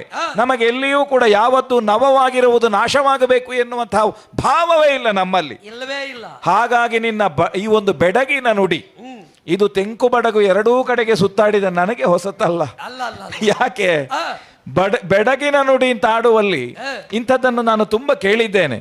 ಕೆಲವೊಂದು ಮಾತುಗಳನ್ನು ಆಡುವಾಗ ಈ ಬೆಡಗನ್ನು ಸೇರಿಸಿ ಹೇಳುವಂತಹದ್ದೊಂದು ಕ್ರಮ ಅದು. ಅರ್ಧ ಚಂದ್ರಮನಂತೆ ಆಕಾರವಿಹುದು, ಮುದ್ದು ಕೊಟ್ಟರೆ ಒತ್ತಿ ಗದ್ದಲಿಸುತ್ತಿಹುದು, ಗದ್ದಲವು ನೇರದಲ್ಲಿ ಗಮಕ ತೋರುವುದು, ಬಲ್ಲಿ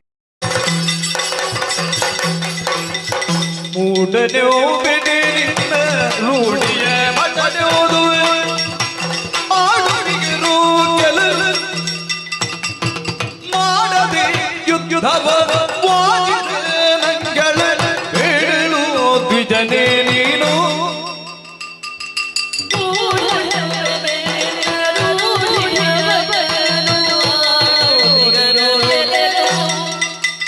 ಓಡೋ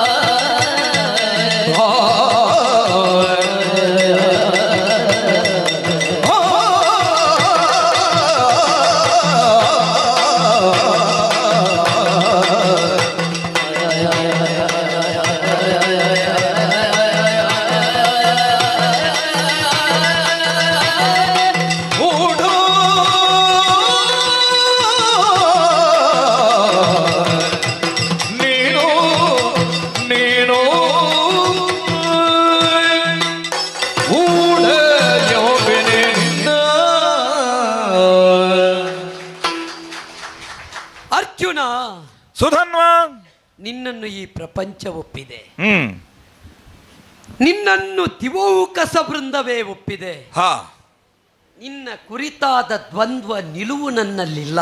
ಓ ಆದ್ರೆ ಈಗ ನನಗೆ ಒಂದು ರೀತಿಯ ದ್ವಂದ್ವ ಕಾಡ್ತಾ ಉಂಟು. ಏನದು? ನುಡಿಯುವುದರಲ್ಲಿಯೂ ದ್ವಂದ್ವ, ಬಡಿಯುವುದರಲ್ಲಿಯೂ ದ್ವಂದ್ವ. ಹೌದೌದು. ನೀ ಮಾಡಿದ ಯುದ್ಧ ವೈಖರಿ ಅಂತದ್ದು, ನಿನಗೆ ಸವ್ಯಸಾಚಿ ಅಂತ ಹೆಸರು ಬಂದದ್ದೇ ಹಾಗಂತೆ. ಹಾ ಎರಡೂ ಕಡೆಯಿಂದಲೂ ನೀ ಹೊಡೆಯಬಲ್ಲೆ, ಬಡಿಯಬಲ್ಲೆ. ಎಡ ಕೈಯಿಂದಲೂ ಬಲಗೈಯಿಂದಲೂ ಏಕಕಾಲದಲ್ಲಿ ನಾನು ಬಿಲ್ವಿದ್ಯೆಯನ್ನು ಪ್ರದರ್ಶಿಸುವಂತಹ ಯೋಗ್ಯತೆ ಇದ್ದದರಿಂದ ಸವ್ಯಸಾಚಿ ಅಲ್ವೇ?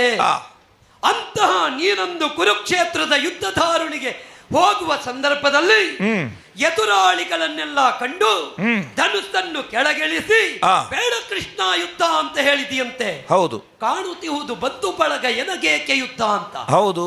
ಆವಾಗ ಶ್ರೀಕೃಷ್ಣ ಸ್ವಾಮಿಯೇ ಬರಡು ಬಂಜರು ಭೂಮಿಯಂತಿದ್ದ ನಿನ್ನ ಚಿತ್ತ ಮಂಡಲದಲ್ಲಿ ಗೀತಾಸುದೆಯನ್ನು ಹರಿಸಿ ಜ್ಞಾನ ವೃಕ್ಷ ಬೆಳೆಯುವ ಹಾಗೆ ಮಾಡಿದನಂತೆ. ಹೌದು.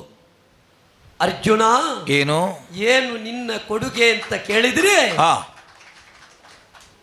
ಇಂದು ಸನಾತನ ಧರ್ಮ ಮರೆಯದೇ ಇರುವ ಭಗವದ್ಗೀತೆ ಎನ್ನುವ ದಿವ್ಯ ಕೊಡುಗೆ ನಿನ್ನ ಮರೆಯಲಾರದ ಕೊಡುಗೆ. ಅದರಲ್ಲಿ ನಿನ್ನ ಪಾತ್ರ ದೊಡ್ಡದು. ಹೌದು. ಅಂತಹ ಮೌಢ್ಯ ಕಳೆಯುವವ ನೀನು. ನಿನ್ನನ್ನು ಮೂಢ ಅಂತ ಹೇಳಿಕ್ಕೆ ನನ್ನ ಅಂತರಂಗ ಒಪ್ಪುವುದಿಲ್ಲ. ಯಾಕಂದ್ರೆ ಬೇಡುವ ಕೈ ನಿನ್ನದಲ್ಲ ಅರ್ಜುನ. ಬೇಡುವುದು ದ್ವಿಜರಿಗೆ ಭೂಷಣ, ಹೋರಾಡುವುದು ಕ್ಷಾತ್ರಿಯರಿಗೆ ಭೂಷಣ. ಬೇಡಲು ದ್ವಿಜನೆ ನೀನು, ಕೊಡಲು ದ್ವಿಜ. ಹೌದು. ಆದ್ದರಿಂದ ಇಂದು ನೀನು ಯುದ್ಧ ಕ್ಷೇತ್ರ ಪ್ರವೇಶ ಮಾಡಿದವ, ಹಯವ ಬಿಡು, ಧನವ ಕೊಡು, ಕೇಳುವುದಕ್ಕಿರುವಂತಹದ್ದಲ್ಲ. ಹಯ ಕಟ್ಟಿದೆವು ಅಂತ ಆದ್ರೆ ಹೋರಾಟ ಮಾಡಬೇಕು, ನೀ ಬಿಡಿಸಿಕೊಳ್ಬೇಕು. ಕೆಲವೊಂದು ಸಲ ಪೂರ್ವಾಕೃತ ಕರ್ಮ ಅಂತ ಉಂಟು, ಕೆಲವು ಸಲ ಪೂರ್ವ ಜನ್ಮದ ಕರ್ಮ ಅಂತ ಉಂಟು. ನೀವು ಒಂದು ಸಂದರ್ಭದಲ್ಲಿ ವೇಷ ಹಾಕಿ ಬೇಡಿದಿರಂತೆ. ಹೌದು, ವೇಷ ಹಾಕಿದ್ದದು ಬ್ರಾಹ್ಮಣರ ವೇಷ. ಅದು ಬ್ರಾಹ್ಮಣರ ವೇಷ. ಅದು ಕೆಲವು ವೇಷಧಾರಿಗಳ ಅವಸ್ಥೆ ಹೇಳಿ ಪ್ರಯೋಜನ. ನಿಜ ಜೀವನದಲ್ಲಿಯೂ ವೇಷ ಮೈಯಲ್ಲಿ ಬರುತ್ತದೆ. ಪುಣ್ಯಾತ್ಮ ವೇಷ ಹಾಕಿದ್ರೆ ದೊಡ್ಡದಲ್ಲ, ಆ ವೇಷ ಹಾಕಿ ದಾರಿ ದಾರಿಯಲ್ಲಿ ಬೇಡಿ ಆ ವೇಷದ ಮರ್ಯಾದೆ ತೆಗೆದರೆ ಆವಾಗ ಮಾತ್ರ ಅದು ಅಪಾಯ ಆಗುವುದು. ನಾವು ಎಲ್ಲಿಯೂ ವೇಷ ಹಾಕಿ ನಾವು ಬೇಡಿದ್ರಲ್ಲಿಯೂ ಲೋಕಕ್ಷೇಮ ಮಾಡಿದ್ದೇವೆ. ಈಗ ಉದಾಹರಣೆಗೆ ಅಂತಹ ಒಬ್ಬ ಬಕಾಸುರನ ವಧೆಯಾದದ್ದು ಯಾವಾಗ? ವೇಷದಲ್ಲಿ. ಅಲ್ಲ, ನಿಮ್ಮ ವೇಷದ ಬಗ್ಗೆ ನನ್ನ ಆಕ್ಷೇಪ ಇಲ್ಲ. ಆ ರೀತಿ ಮರ್ಯಾದೆಯಿಂದ ವೇಷ ಹಾಕಿದ್ರೆ ಆಕ್ಷೇಪ ಇಲ್ಲ.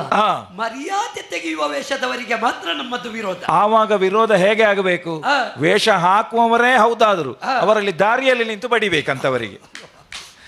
ಅಭಿಮಾನಿಗಳು ಅಂತ ಹೇಳಿ ಇದ್ರೆ ವೇಷದ ಬಗ್ಗೆ ಅವರು ಅದನ್ನೇ ಮಾಡ್ಬೇಕು. ಅಯ್ಯೋ ಪುಣ್ಯಾತ್ಮ, ನೀ ಹೇಳ್ತಿ, ಆದ್ರೆ ವೇಷದ ಪರಿಕರ ಕೊಟ್ಟವನೇ ಅಷ್ಟನ್ನು ಮಾಡಿ ಅವನಿಗೆ ಮೊದಲು ಬಡಿಬೇಕು. ಬಡಿಯುವುದಲ್ಲ, ಅವನಿಗೊಂದು ವ್ಯವಸ್ಥೆ ಮಾಡಬೇಕು.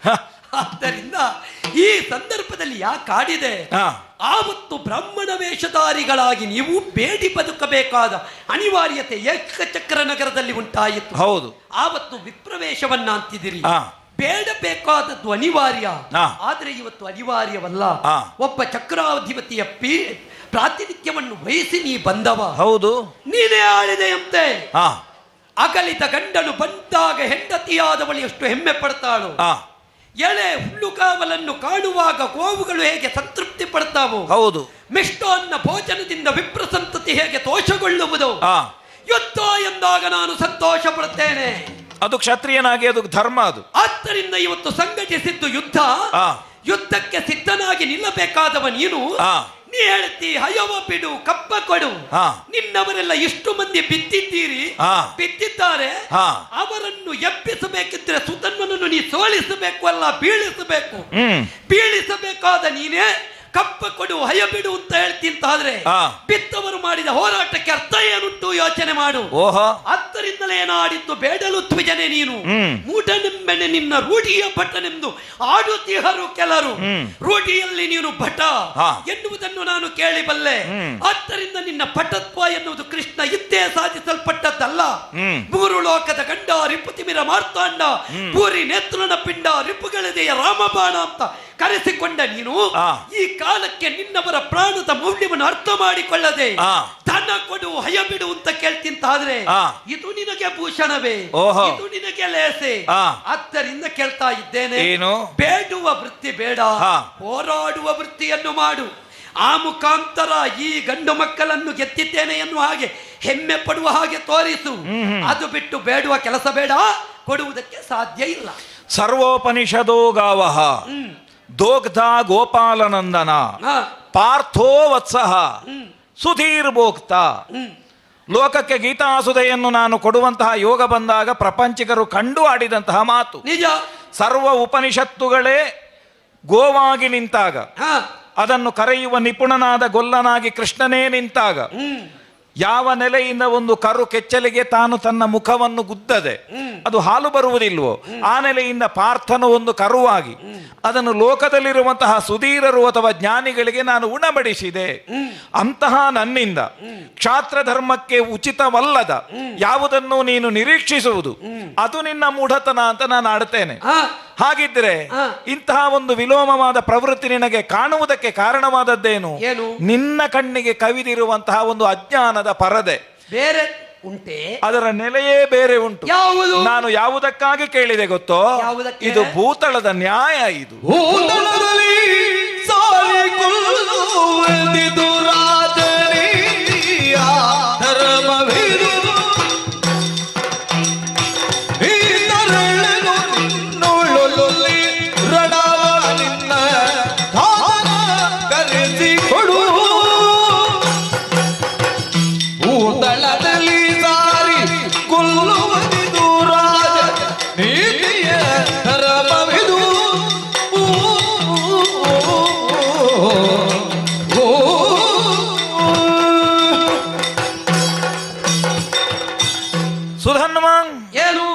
ಕ್ಷತ್ರಿಯನಾಗಿ ನಿನಗೂ ಗೊತ್ತಿದೆ ಯುದ್ಧವೆನ್ನುವುದನ್ನು ಕ್ಷತ್ರಿಯನಾದವ ಮಾಡುವುದು ಯಾವಾಗ? ಕ್ಷತತ್ರಾಯತೆ, ಆಯುಧ ಗ್ರಹಣ ಮಾಡುವುದೇ ಆವಾಗ. ಧರ್ಮ ರಕ್ಷಣೆಗೆ ಬೇಕಾಗಿ ಮಾಡಬಹುದು.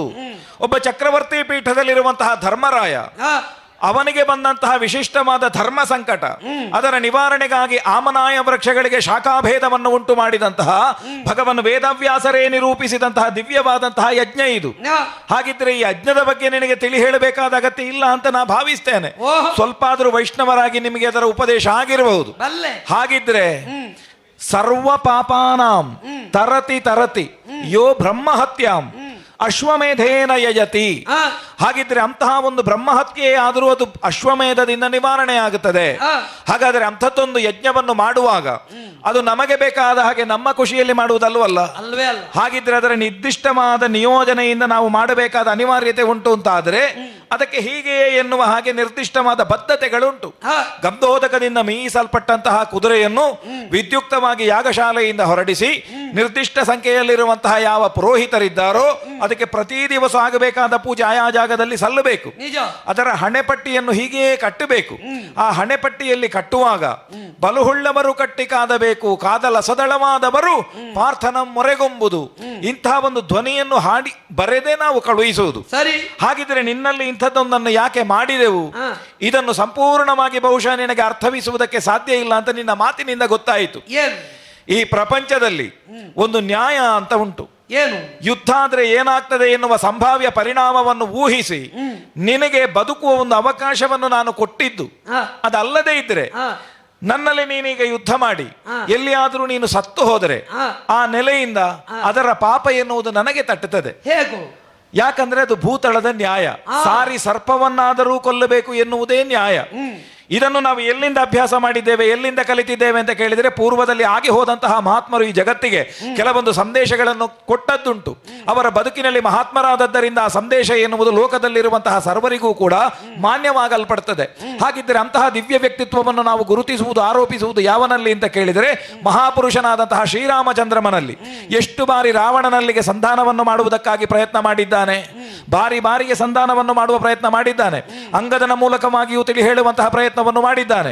ಆ ನಂತರ ಸ್ವಯಂ ರಾವಣನೇ ಬಂದು ತನ್ನ ಸಮಕ್ಷದಲ್ಲಿ ನಿಂತಹ ಕಾಲದಲ್ಲಿಯೂ ಕೂಡ ರಾಮ ಬಹಳಷ್ಟು ಸ್ಪಷ್ಟವಾಗಿ ಹೇಳಿದ್ದುಂಟವನಿಗೆ, ಏನು ಇನ್ನಾದರೂ ನೀನು ಕೊಟ್ಟದ್ದು ಹೌದು ಅಂತ ಆದ್ರೆ ನನಗೆ ಬದುಕಿ ಉಳಿಯುವ ಅವಕಾಶವನ್ನು ಕೊಡ್ತೇನೆ. ಈ ನೆಲೆಯಿಂದ ಆ ರಾಮಾದರ್ಶವನ್ನು ಪಾಲಿಸುವುದಕ್ಕೆ ಬೇಕಾಗಿ ಸಾರಿ ನಾನು ನಿನ್ನ ಮೇಲೆ ಆಕ್ರಮಣ ಮಾಡಿದರೆ ನನಗೇನು ದೋಷ ಇಲ್ಲ. ಆ ನೆಲೆಯಿಂದಾಗಿ ನಿನಗೆ ಹೇಳಿದ್ದೆ ಹೊರತು ಬೇಡುವ ದ್ವಿಜನಾಗಿ ನಾನಿರುವುದಕ್ಕೆ ನಾನು ದ್ವಿಜನೇ ಅಲ್ಲ. ಮತ್ತೆ ನೀನಾಡಿದ ಹಾಗೆ ಒಬ್ಬ ದ್ವಿಜ ಬೇಡುವುದು ಯಾವಾಗ? ದ್ವಿಜನಿಗೆ ಬೇಡುವ ಅರ್ಹತೆ ಉಂಟು, ಆದದ್ದರಿಂದ ಅವ ಬೇಡುವುದು. ಯಾಕೆ ಅಂತ ಕೇಳಿದ್ರೆ ನಿಜವಾದ ದ್ವಿಜ ಅಂತ ಹೆಸರು, ಅದು ಜನ್ಮದತ್ತವಾಗಿ ಬಂದಂತಹ ಒಂದು ಸಂಸ್ಕಾರ. ಅವರಿಗೂ ಕೂಡ ಉಪನಯನ ಇದ್ದದ್ರಿಂದ ಅವರನ್ನು ದ್ವಿಜರು ಅಂತ ಕರೆಯುವುದು. ಆದ್ರೂ ನಿಜವಾದ ಬ್ರಾಹ್ಮಣನಿಗೆ ಯಾಕೆ ಬೇಡುವ ಅಧಿಕಾರ? ನಿಜವಾದಂತಹ ಒಬ್ಬ ಕರ್ಮಠ ಬ್ರಾಹ್ಮಣ ಹೌದು ಅಂತಾದ್ರೆ ಅವ ಮಾತ್ರ ಬೇಡುವುದಕ್ಕೆ ಹೋಗಬೇಕು. ನಿಜ. ಈಗೆಲ್ಲ ಒಟ್ಟು ಶ್ರಾದ್ದಕ್ಕಾದ್ರೂ ನಿಮಂತ್ರಣ ಬಂದಾಗ ಕರ್ಮಠರಲ್ಲದೆ ಇದ್ದವರು ಹಿಂದೆ ಮುಂದೆ ನೋಡ್ತಾರೆ. ಯಾಕೆ? ಅವ ಯಜಮಾನನಲ್ಲಿರುವಂತಹ ಪಾಪವನ್ನು ಸ್ವೀಕರಿಸುವುದು. ಈಗ ದಾನ ಪಡೆದುಕೊಳ್ಳುವುದು ಅಂತ ಕೇಳಿದರೆ ಅವರಿಗೆ ದೊರಕಿದಂತಹ ವಸ್ತುವಿನ ಮೌಲ್ಯ ಮಾತ್ರ ನೋಡುವುದಲ್ಲ, ಅವ ಹಾಕುವಾಗ ಅವನ ಪಾಪವನ್ನು ಒಟ್ಟಿಗೆ ಹಾಕ್ತಾನೆ. ಆದರೆ ಅದನ್ನು ಪ್ರಾಯಶ್ಚಿತ್ತಾದಿ ವಿಧಿಗಳಿಂದ ತಾನು ಜೀರ್ಣಿಸಬಲ್ಲವಾದ್ರೆ ಮಾತ್ರ ಅವ ದಾನಕ್ಕೆ ಕೈ ಒಡ್ಡಬೇಕು. ಅಲ್ಲದೆ ಇದ್ರೆ ಅಂಥವೆಲ್ಲಿ ಆದ್ರೂ ದಾನ ಸ್ವೀಕರಿಸಿದ್ರೆ ಇದಕ್ಕಿಂತ ಹೆಚ್ಚಿನದ್ದು ಹೊರೆಯಾಗಿ ಬರ್ತದೆ ಕೈಗೆ ಬಿದ್ದದ್ದು. ಅದಕ್ಕಿಂತಲೂ ದೊಡ್ಡದುಂಟು, ಪಡೆಯುವವ ಅಂತ ವರ್ಚಸ್ವಿ ಆಗಬೇಕು. ಅದನ್ನೇ ಅವನು ಕೊಡಬಹುದಾದ ಪಾಪ ಬ್ರಾಹ್ಮಣ ಎನ್ನುವಂತ ಕರ್ಮಟ ಅಗ್ನಿಯಾದಾಗ ಸುಟ್ಟು ಹೋಗಿ ಇವನು ಧಾರಣಾ ಶಕ್ತಿಯನ್ನು ಹೊಂದುತ್ತಾನೆ. ಅದನ್ನು ಶ್ರಾದ್ದಕ್ಕೆ ನಿಮಂತ್ರಣ ಕೊಟ್ಟಾಗಲೂ ಶ್ರಾದ್ದಾದಿಗಳ ಊಟವನ್ನು ಮಾಡಿದ ಮೇಲೆ ಮನೆಗೆ ಬಂದು ಗಾಯತ್ರಿಯಾದಿ ವಿಧಿಗಳನ್ನು ಮಾಡಿ ಅವ ಅದರಿಂದ ತೊಳ್ಕೊಳ್ಬೇಕು, ಮುಕ್ತನಾಗಬೇಕು. ಅಂಥವರಿಗೆ ನಿಮಂತ್ರಣವನ್ನು ಕೊಡಬೇಕು ಅಂತ ಇರುವುದು. ಇಂತಹ ಮೌಲ್ಯಯುತವಾದ ಬ್ರಾಹ್ಮಣ್ಯದ ಒಂದು ದಾನವನ್ನು ಪಡೆಯುವುದಕ್ಕೆ ಕ್ಷತ್ರಿಯನಾಗಿ ನನಗೆ ಅರ್ಹತೆ ಇಲ್ಲ, ನನಗೆ ಅದು ಬೇಡ. ಹಾಗಿದ್ರೆ ನೀನದನ್ನು ದಾನಕ್ಕೆ ಹೋಲಿಸಿದ್ದೇ ತಪ್ಪು ಅಂತ ನಾನು ಆಡಿದ್ದು. ಆ ನೆಲೆಯಿಂದ ಅದನ್ನು ಸ್ವೀಕರಿಸುವ ಯೋಗ್ಯತೆ ನನಗಿಲ್ಲ, ನನಗದು ಬೇಡ. ಹಾಗಿದ್ರೆ ನಿನಗೆ ಕೊಟ್ಟಂತಹ ಅವಕಾಶ ನೀ ಕೊಡು ಎನ್ನುವಲ್ಲಿಗೆ ಯಾಚನೆ ಅಲ್ಲ, ಬದಲಾಗಿ ಏನು, ನೀನು ಕೊಡು ಎನ್ನುವಲ್ಲಿಗೆ ನಿನಗೆ ಇದು ಔದಾರ್ಯದ ಭಿಕ್ಷೆ, ಸೂಚನೆ. ನೀನು ಒಂದು ವೇಳೆ ಹೀಗೆ ಕೊಟ್ರೆ ನೀನು ಉಳಿಯಿತಿ. ಭೂತಳದಲ್ಲಿ ಸಾರಿಕೊಳ್ಳುವುದು ಇದು ನ್ಯಾಯ. ಬಹುಶಃ ನಿನ್ನ ಮಟ್ಟಕ್ಕೆ ಸ್ವಲ್ಪ ಹೆಚ್ಚಾಯಿತು ಅಂತ ಕಾಣ್ತದೆ. ಅಲ್ಲ ಅರ್ಜುನ, ನೀ ಯೋಚಿಸಬೇಕು. ನಿನ್ನ ಪಕ್ಷದಿಂದಲೇ ಬಂದಂತಹ ವೃಷಕೇತನ, ಹಾ. ಕೃಷ್ಣದೇವರ ಮಗ ಪ್ರದ್ಯುಮ್ನ, ಹಾ. ಯವನಾಶ್ವ, ಹ್ಮ್.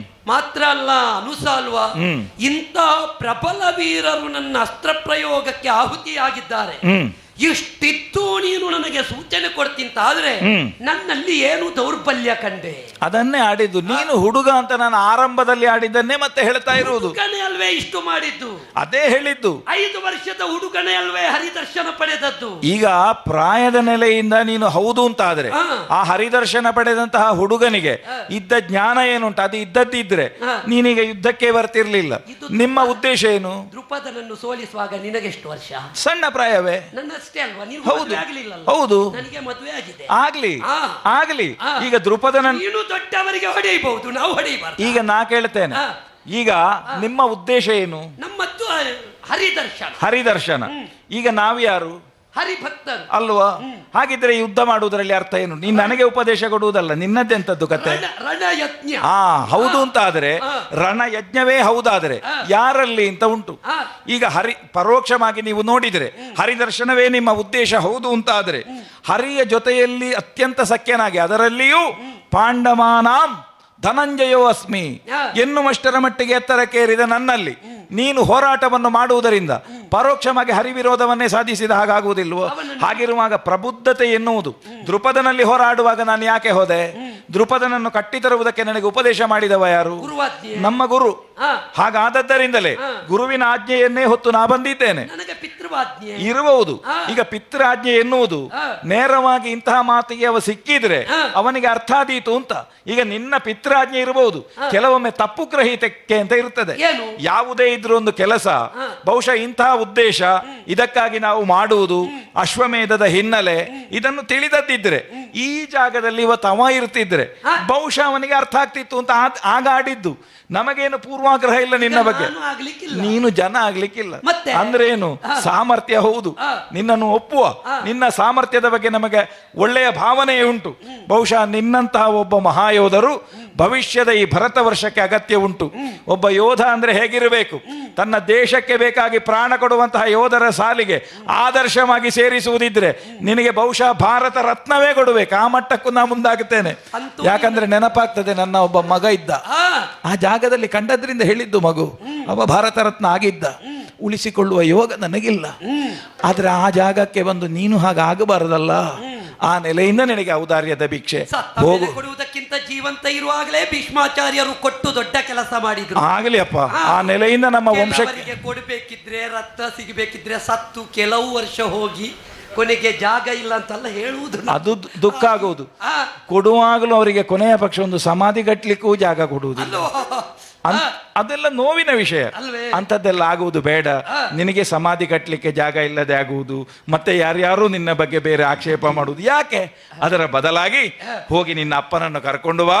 ಆ ನೆಲೆಯಿಂದ ನಮ್ಮಲ್ಲಿ ಒಂದು ಸೌಹಾರ್ದತೆಯ ಪರಿಹಾರವನ್ನು ಮಾಡೋಣ. ಅರ್ಜುನ, ನನ್ನ ಅಪ್ಪನೇ ಬರಬೇಕು, ಇದು ನಿನ್ನ ಅಪೇಕ್ಷೆ ತಪ್ಪಲ್ಲ.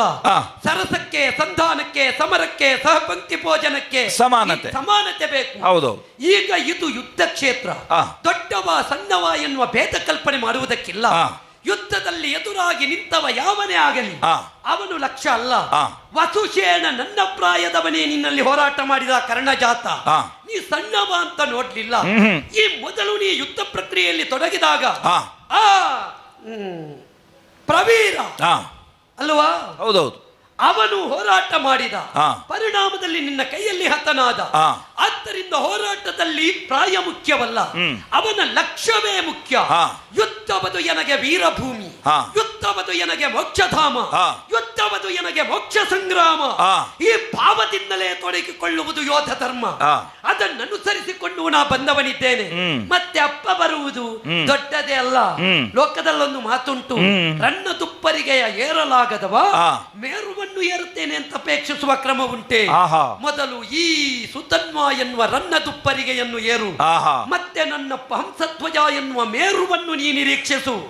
ಅದರ ಬದಲಾಗಿ ಬಿದ್ದವರನ್ನೆಲ್ಲ ಲಕ್ಷಿಸದೆ ನಾನು ಸಣ್ಣವ ಅಂತ ಭಾವಿಸಿದ್ರೆ ಮತ್ತೆ ನಿಮಗೆಲ್ಲ ತಲೆಯಲ್ಲಿ ಒಂದುಂಟು ಹ್ಮ್. ದಕ್ಷಿಣದವರಿಗೆ ಇಷ್ಟು ಸಾಕು ಅಂತ. ಹ್ಮ್. ಈಗ ಯಾಕೆ ನಿನ್ನ ರಥದಲ್ಲಿ ಕೃಷ್ಣ ಇಲ್ಲ?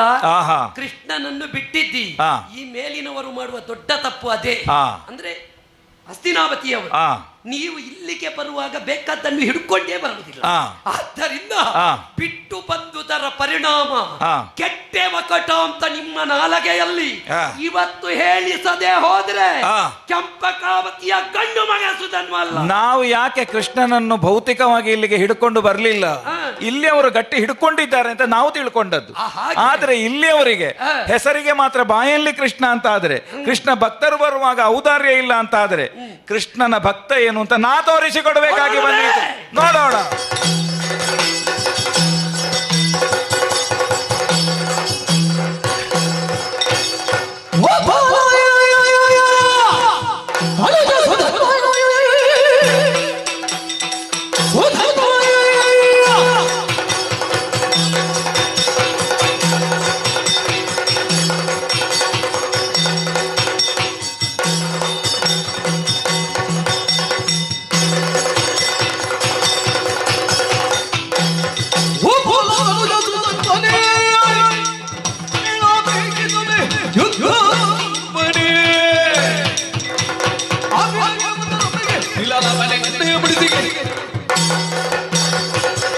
ಭೂಪಾಲ ತನುಜ ಸುಧನ್ವ.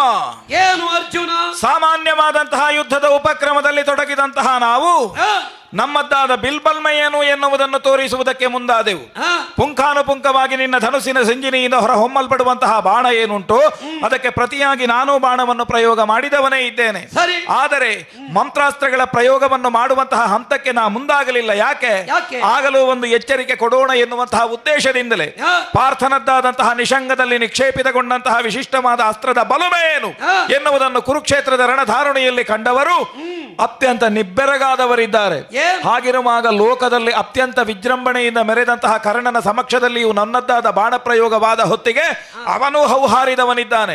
ಆಚಾರ್ಯ ಭೀಷ್ಮರು, ಆಚಾರ್ಯ ದ್ರೋಣರು, ಆಚಾರ್ಯ ಕೃಪರು, ಕರ್ಣಾದಿ ಪಟುಭಟರ ಮುಂದೆ ತೋರಿಸಿದಂತಹ ವಿಕ್ರಮ ನಿನ್ನ ಮುಂದೆ ತೋರಿಸುವ ಅವಶ್ಯಕತೆ ಇಲ್ಲ.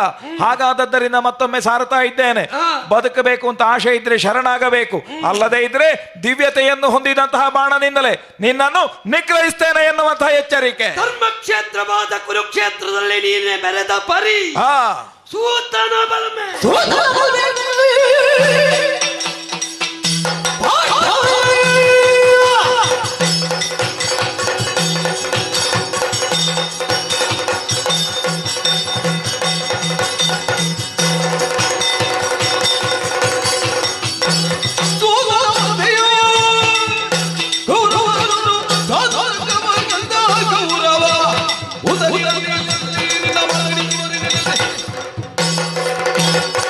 ಪಾರ್ಥ, ಕುರುಕ್ಷೇತ್ರದ ರಣಧಾರುಣಿಯಲ್ಲಿ ನೀವು ಗೆದ್ದ ಪರಿ, ನೀವು ಗೆದ್ದುದರ ಬಗ್ಗೆ ನಮಗೆ ಅಭಿಮಾನವೇ ಉಂಟು. ದಕ್ಷಿಣಾವರ್ತದವರೆಲ್ಲ ನಿಮಗೆ ಬೆಂಬಲಿಗರಾಗಿಯೇ ನಿಂತಿದ್ದೇವೆ. ಯಾಕೆ ಬಲ್ಲೆಯ? ಯಾಕೆ? ಕೆಟ್ಟವನಿದ್ದಾನೆ ಸುಯೋಧನ, ಅಂತವನನ್ನು ಬೆಂಬಲಿಸಿದ ದುಷ್ಟ ಶಕ್ತಿಗಳ ದಮನವಾಗಬೇಕು. ಆರ್ಯಾವರ್ತ ಮತ್ತೊಮ್ಮೆ ರಾಮರಾಜ್ಯವಾಗಿ ವಿರಾಜಮಾನವಾಗಬೇಕು. ಓಹೋ, ಅದನ್ನು ಮಾಡಬಲ್ಲ ಶಕ್ತನಿದ್ದಾನೆ ಧರ್ಮರಾಯ ಎಂಬ ಹಾಗೆ ಅಭಿಮಾನದಿಂದ ನಾವು ಒಪ್ಪುತ್ತೇವೆ. ಆದರೆ ಅಲ್ಲಿ ನಾನೇ ಗೆದ್ದಿದ್ದೇನೆ, ನಾ ಅಷ್ಟು ಮಾಡಿದ್ದೇನೆ ಅಂತ ನೀ ಆಡ್ತಾ ಇದೆಯಲ್ಲ, ನೀ ಗೆದ್ದ ಪರಿಯನ್ನು ನಾ ಬಲ್ಲೆ. ಅವ ಒಬ್ಬ ಇಲ್ಲದೆ ಇದ್ರೆ ನಿಮ್ಮತ್ತು ಎಂತದ್ದು ಇಲ್ಲ. ನೀವು ಈಗಲೂ ಹೇಳುವುದು ಅವನ ಒಬ್ಬನೇ ಹೆಸರಿನಲ್ಲೇ. ನೀವು ನಮ್ಮತ್ತು ಅಂತ ಹೇಳಿಕ್ಕೆ ಯಾರಿದ್ದಾರೆ? ನಮಗೆ ನಾಚಿಕೆ ಆಗುತ್ತದೆ. ಒಬ್ಬನೇ ಹೆಸರಿನಲ್ಲಿ ನೀವು ಬೆಲೆ ಬಿದ್ದದ್ದು ಆ ವಾಸುದೇವ. ಹೌದು, ಕೃಷ್ಣ. ಈಗ ನೀವು ಯಾರನ್ನು ನಂಬುವುದು? ನಾವು ಅವನನ್ನೇ ಮತ್ತೆಂತದ್ದು ನನಗೆ ಹೇಳುವುದು? ನೀವು ನಂಬುವುದು ಅವನನ್ನು, ಮತ್ತೆ ನಾವು ನಂಬಿದ್ರೆ ನಿನಗೇನು ತೊಡಕಾಗುವುದು? ದೊಡ್ಡದಲ್ಲ. ನಾವು ತುಂಡು ಭೂಮಿಯ ಆಧಿಪತ್ಯವನ್ನು ಹೊಂದಿದವರು, ನೀವು ಸಮಗ್ರವಾದ ಆರ್ಯಾವರ್ತದ ಚಕ್ರವರ್ತಿ ಪೀಠವನ್ನೇರಿದವರು. ಚತುರ್ಸಾಗರ ಮಧ್ಯಗತವಾದ ಭೂಮಿಯನ್ನಾಳುವ ಭೂಮಿಪಾಲನ ಸಮ್ಮುಖದಲ್ಲಿ ಚಪ್ಪನ್ನ ದೇಶಾಧಿಪರು ಮಂಡಪಾಗುವ ಮನೆಯೇರಿದವರು ನೀವು. ಈ ಕಾಲಕ್ಕಾಗುವಾಗ ದೊಡ್ಡವರು ಅಂತಾಡಿಕೊಳ್ಳುತ್ತೀರಿ. ಏನು ಗಣಸ್ತಿಕೆ? ಸೂತನ ಬಲ್ಮೆಯಂ ನೀ ಸಾಧಿಸಿದೆ. ಒಬ್ಬ ನಿಯಂತ್ರಕ ಇಲ್ಲದಿದ್ರೆ ಆ. ನಿಮ್ಮತ್ತು ನಿಯಂತ್ರಣ ತಪ್ಪಿ ಯಾವುದೋ ಹೊಂಡದಲ್ಲಿ ಬೀಳ್ತಿತ್ತು. ಆ. ಗೊತ್ತಿಲ್ಲ ಅಂತ ಭಾವಿಸಿದೆಯಾ? ಆ. ಆ ವಾಸುದೇವನ ಆ ಅತುಲ ಸಾರಥ್ಯಗಳಿಂದಲೇ ನೀ ಮೆರೆದುದಲ್ಲದೆ ಇನ್ನೇನು. ಭೀಷ್ಮರನ್ನು ಗೆದ್ದ ಪರಿಯಾಗಲಿ, ದ್ರೋಣರನ್ನು ಮಲಗಿಸಿದ ಪರಿಯಾಗಲಿ, ಸೈಂಧವ ವಧೆಯ ಪ್ರಕರಣ ಆ. ಎರಡೆರಡು ಸಲ ಗೀತಾಮೃತ ಆಗಿದೆಯಂತೆ. ಹೌದೌದು. ಕೈಲಾಸಕ್ಕೆ ನಿನ್ನನ್ನು ಕರ್ಕೊಂಡು ಹೋಗಿದ್ದಾರೆ. ಆ. ಏನು ಮಾಡೋಣ, ನಿನ್ನನ್ನು ಕರ್ಕೊಂಡು ಹೋಗುವ ವ್ಯವಸ್ಥೆ ಉಂಟು. ಹೌದೌದು. ನಾವೇ ಹೋಗಬೇಕಷ್ಟೇ. ಆ. ಆದ್ದರಿಂದಲ್ಲಿಯೂ ನಿನ್ನ ಸಾಧನೆ. ಇವತ್ತು ಎಣ್ಣೆಗೆ ಬಿದ್ದಿದ್ದಿ ಅಂತ ಕೇಳಿದ್ದೇವೆ. ಆ. ಆ ಎಣ್ಣೆಯಲ್ಲಿ ಬಿದ್ದಾಗ ಎಂತದ್ದಾದದ್ದು ನಿನಗೆ? ಹರಿ ಆಗ ಯಾರು ರಕ್ಷಣೆ ಮಾಡಿದ್ದು? ಶ್ರೀಹರಿ. ಹಾಗೆ ನಮ್ಮದ್ದು ಅಲ್ಲಿ ಹಾಗೆ. ನಾವು ಅವನ ದರ್ಶನ ಪಡೆಯುವುದು ಹೇಗೆ ಅನ್ನುವುದು ಮುಖ್ಯ. ಆ. ನೀ ಅವನನ್ನು ಒಟ್ಟು ಸೇರಿಸಿದ್ದು ಹೇಗೆ ಅನ್ನುವುದು ಮುಖ್ಯ. ಆ. ಪಂಕಜೋದ್ಭವತಾತ ಪರಮೇಶ ಸುಪ್ರೀತ ಆ. ಅನುಕರಿಸು ಸಾರಥಿ ತನವ ಅಂತಾಡಿದೆ. ಹೌದು. ಆದ್ದರಿಂದ ನಾ ಬಲ್ಲೆ. ಆ. ಅವನು ಇರ್ತಾರೆ. ಅವ ಇದ್ದರೆ ಎನ್ನುವುದು ಒಂದು, ಅವ- ಅದಕ್ಕಿಂತ ಮೊದಲೇ ಅವನೇ ಆಡಿದ್ದಾನೆ, ಆ, ನಿಮ್ಮಲ್ಲಿ 5 ಪ್ರಾಣಗಳಾಗಿ ನಾನಿರ್ತೇನೆ ಅಂತ. ಅಷ್ಟಕ್ಕೆ ಮುಗಿಲಿಲ್ಲ, ಆ. ಅವನೇ ಆಡಿದ್ದಾನೆ. ಆ. ಮಯೋಧ್ಯಕ್ಷೇಣ ಪ್ರಕೃತಿ ಸೂಯತೆ ಸಚರಾಚರ. ಹೌದು. ನನ್ನ ಅಧ್ಯಕ್ಷತೆಯಲ್ಲಿ ಪ್ರಪಂಚದ ಪ್ರತಿಯೊಂದು ಚರ ಅಚರ ಜೀವಿಗಳು ಸಂಚರಿಸ್ತವೆ. ಆ. ಆದ್ದರಿಂದ ಕೃಷ್ಣ ಕಾರುಣ್ಯದಿಂದ ಆ. ನೀ 18 ದಿವಸದ ಯುದ್ಧದಲ್ಲಿ ಆ. ಪಟುಭಟರನ್ನು ಗೆಲ್ದೆಯಲ್ಲದೆ ಏನು ಸಾಧನೆ. ಆ. ಈಗ ಅವನನ್ನು ಬಿಟ್ಟು ಬಂದಿದ್ದಿ. ಹ್ಮ್. ನಮಗೆ ಬೇಕಾದದ್ದು ಕೃಷ್ಣ ಸಾರಥ್ಯದ ರಥ ಬಿಟ್ಟರೆ ಆ. ಯಾವನೋ ಒಬ್ಬನನ್ನು ಸಾರಥಿಕೆಯಲ್ಲಿಟ್ಟುಕೊಂಡು ನಮಗೆ ಬೇಸರ ಆಗುವುದು ಅದೇ. ಆ. ಕೆಲವರಿಗೆ ನೀವೊಂದೊಂದು ಜಾಗ ಕೊಡ್ತೀರಿ. ಆ. ನೀವು ಕೆಲವರಿಗೆ ಕೊಡಬೇಕಾದವರಿಗೆ ಕೊಡಬೇಕಾದ ಜಾಗವನ್ನು ಕೊಡದೇ ಇದ್ದುದರಿಂದಲೇ ಆ. ನೀವು ಪೂರ್ತಿ ಹೋದದ್ದು. ಆ. ಸ್ಪಷ್ಟ ಹೇಳ್ತೇನೆ, ಆ. ಕೊಡಬೇಕಾದ ಜಾಗವನ್ನು ಕೊಡಬೇಕಾದವರಿಗೆ ಕೊಡುತ್ತಾ ಇದ್ರೆ ಇವತ್ತು ನೀವು ತಲೆ ಎತ್ತಿ ನಿಲ್ತಾ ಇದ್ದೀರಿ. ಏನು ಮಾಡೋಣ, ನಿಮ್ಮ ಬಗ್ಗೆ ನಮಗೆ ಬೇಸರಾಗುವುದು. ಈ ಜಾಗದಲ್ಲಿ ಕೂತು ಮಾತಾಡ್ಲಿಕ್ಕೆ ಆ. ಯಾಕೆ ಬಲ್ಲೆಯ? ಆ. ನೀ ಕೃಷ್ಣ ಸಾರಥ್ಯದ ರಥದಲ್ಲಿ ಯಾವನೋ ಒಬ್ಬ ಹುಳು ಸಾರಥಿಯನ್ನು ಕೂರಿಸಿಕೊಂಡು ದಕ್ಷಿಣಾವರ್ತದಲ್ಲಿ ಗೆಲ್ಲುತ್ತೇವೆ ಅಂತ ಬಂದ್ರೆ ಆ. ಈ ಸಲ ನೀವು ಸೋಲುವುದೇ. ಆ. ಆದ್ದರಿಂದ ಹೇಳಿತು, ಆ. ಸೋಲ ಕಾಣಿಸಿಕೊಳ್ಳುವ ಕಾಣ್ಕೆಯಾಗಿ ಬರಬೇಡ, ಆ. ಗೆಲ್ಲುವ ಬಯಸುವ ಬರ್ತಿಂತಾದ್ರೆ ಕೃಷ್ಣ ಮೂರ್ತಿ ಕಣ್ಣ ಮುಂದೆ ನಿಂತಿದೆ ಅಂತ ತೋರಿಸು. ಆ. ಬರಿಸು ಕೃಷ್ಣನ. ಆಹಾ. ಅದು ಬಿಟ್ಟು ಹುಲ್ಲು ಸಾರಥಿಯಿಂದ ಗೆಲ್ತೇನೆ ಅಂತ ಬಂದ್ರೆ ಆ. ಅದು ನಿನ್ನ ಕನಸಿನ ಗಂಟಾದೀತು. ಸಂತೋಷ ಆಯ್ತು ನಿನ್ನ ಮಾತಿನಿಂದ. ಆ. ಇದುವರೆಗೆ ದಕ್ಷಿಣದಲ್ಲಿ ನೆಲೆ ಊರ್ಲಿಕ್ಕೆ ಸ್ವಲ್ಪ ಕಷ್ಟ ಆಗಿದೆ. ಆದರೆ ನನ್ನ ಸೋಲೆ ಹೌದಾದರೂ ಆದಿಯಲ್ಲಿ ನಾನು ಆಡಿದ ಹಾಗೆ ಸೋತೆ ಗೆದ್ದದ್ದು ಅರ್ಜುನನ ಇತಿಹಾಸ. ಈ ನೆಲದಲ್ಲಿ ಅರಳುತ್ತೇವೆ ಅರಳುತ್ತೇವೆ.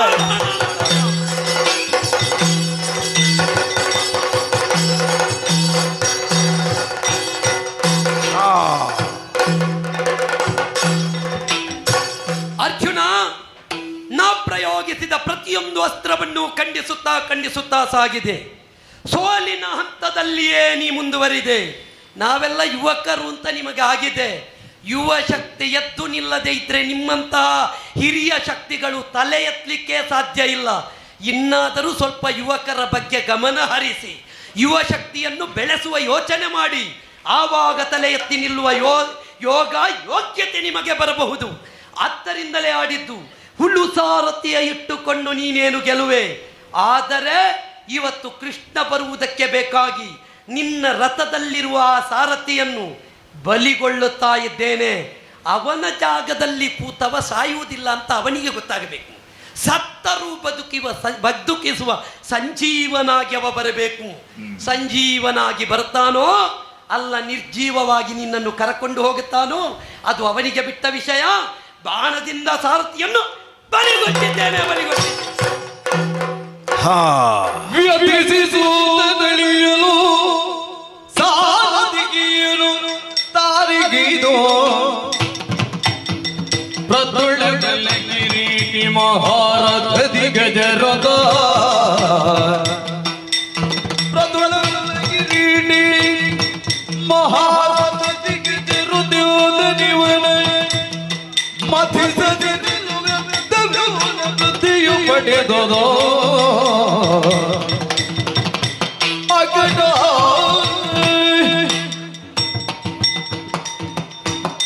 ಸಾರಥಿಯನ್ನು ಉಳಿಸಿಕೊಳ್ಳುವಂತಹ ಯೋಗ ಭಾಗ್ಯದಿಂದ ನಾ ವಂಚಿತನಾದೆ. ಒಬ್ಬ ಮಹಾರಥಿಯಾಗಿ ನನ್ನ ಸಾರಥಿಯನ್ನು ಉಳಿಸಿಕೊಳ್ಳಬೇಕಿತ್ತು. ಈ ಸುಧನ್ವನ ವಿಕ್ರಮದ ಆಟೋಪದ ಮುಂದೆ ನನ್ನದ್ದಾದಂತಹ ಸಾಮರ್ಥ್ಯ ಸಾಲದೆ ಹೋಯಿತಲ್ಲ. ಅವನಾಡುತ್ತಿರುವಂತಹ ಬಿರುನುಡಿಗಳು, ಚುಚ್ಚು ಮಾತುಗಳು ನನ್ನ ಅಂತರಂಗವನ್ನು ಕಲಕುತ್ತಾ ಇದೆ. ಹಾಗಿದ್ದರೆ ಬಾರಿ ಬಾರಿಗೆ ಅವನಾಡಿದ ಮಾತು ಈಗ ನನ್ನನ್ನು ಎಚ್ಚರಿಸ್ತಾ ಇದೆ. ಬದುಕಿನಲ್ಲಿ ನಾನು ಸಾರ್ಥಕತೆಯನ್ನು ಕಂಡದ್ದೇ ಕೃಷ್ಣಾನುಗ್ರಹದಿಂದ. ಯಾವಾಗ ಕೃಷ್ಣ ಈ ಕಾಲಕ್ಕೆ ನನ್ನನ್ನು ಬಿಟ್ಟು ನನ್ನ ಅನುಗ್ರಹವನ್ನು ತೋರದೆ ನನ್ನನ್ನು ನಡುನೀರಿನಲ್ಲಿ ಕೈಬಿಟ್ನೋ, ಹಾಗಾದದ್ದರಿಂದಲೇ ಈ ಕಾಲಕ್ಕೆ ನೆನಪಾಗುತ್ತಾ ಇರುವುದು ದೇವನಾದಂತಹ ಕೃಷ್ಣ, ಭಾವನಾದಂತಹ ಕೃಷ್ಣ. ಕೃಷ್ಣ, ನೀನು ನಮ್ಮ ಭಾವನೆಂದು ನಂಬಿ ಜಗದಿ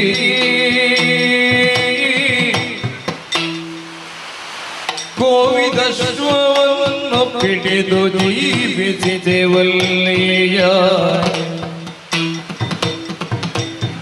ಕೋವಿದಶ್ವವನ್ನು ಪಿಡಿದು ಜೀವಿಸಿದೆವಲ್ಲಿಯ. ಮುತ್ತಿನ ವಿರೋಧಿಯೊಡನೆ ಕಾದಲ್ಯಾವ ಪರಿಯಳು, ಕಾದಲ್ಯಾವ ಪರಿಯಳು. ದೇವಾ ಕೃಷ್ಣ,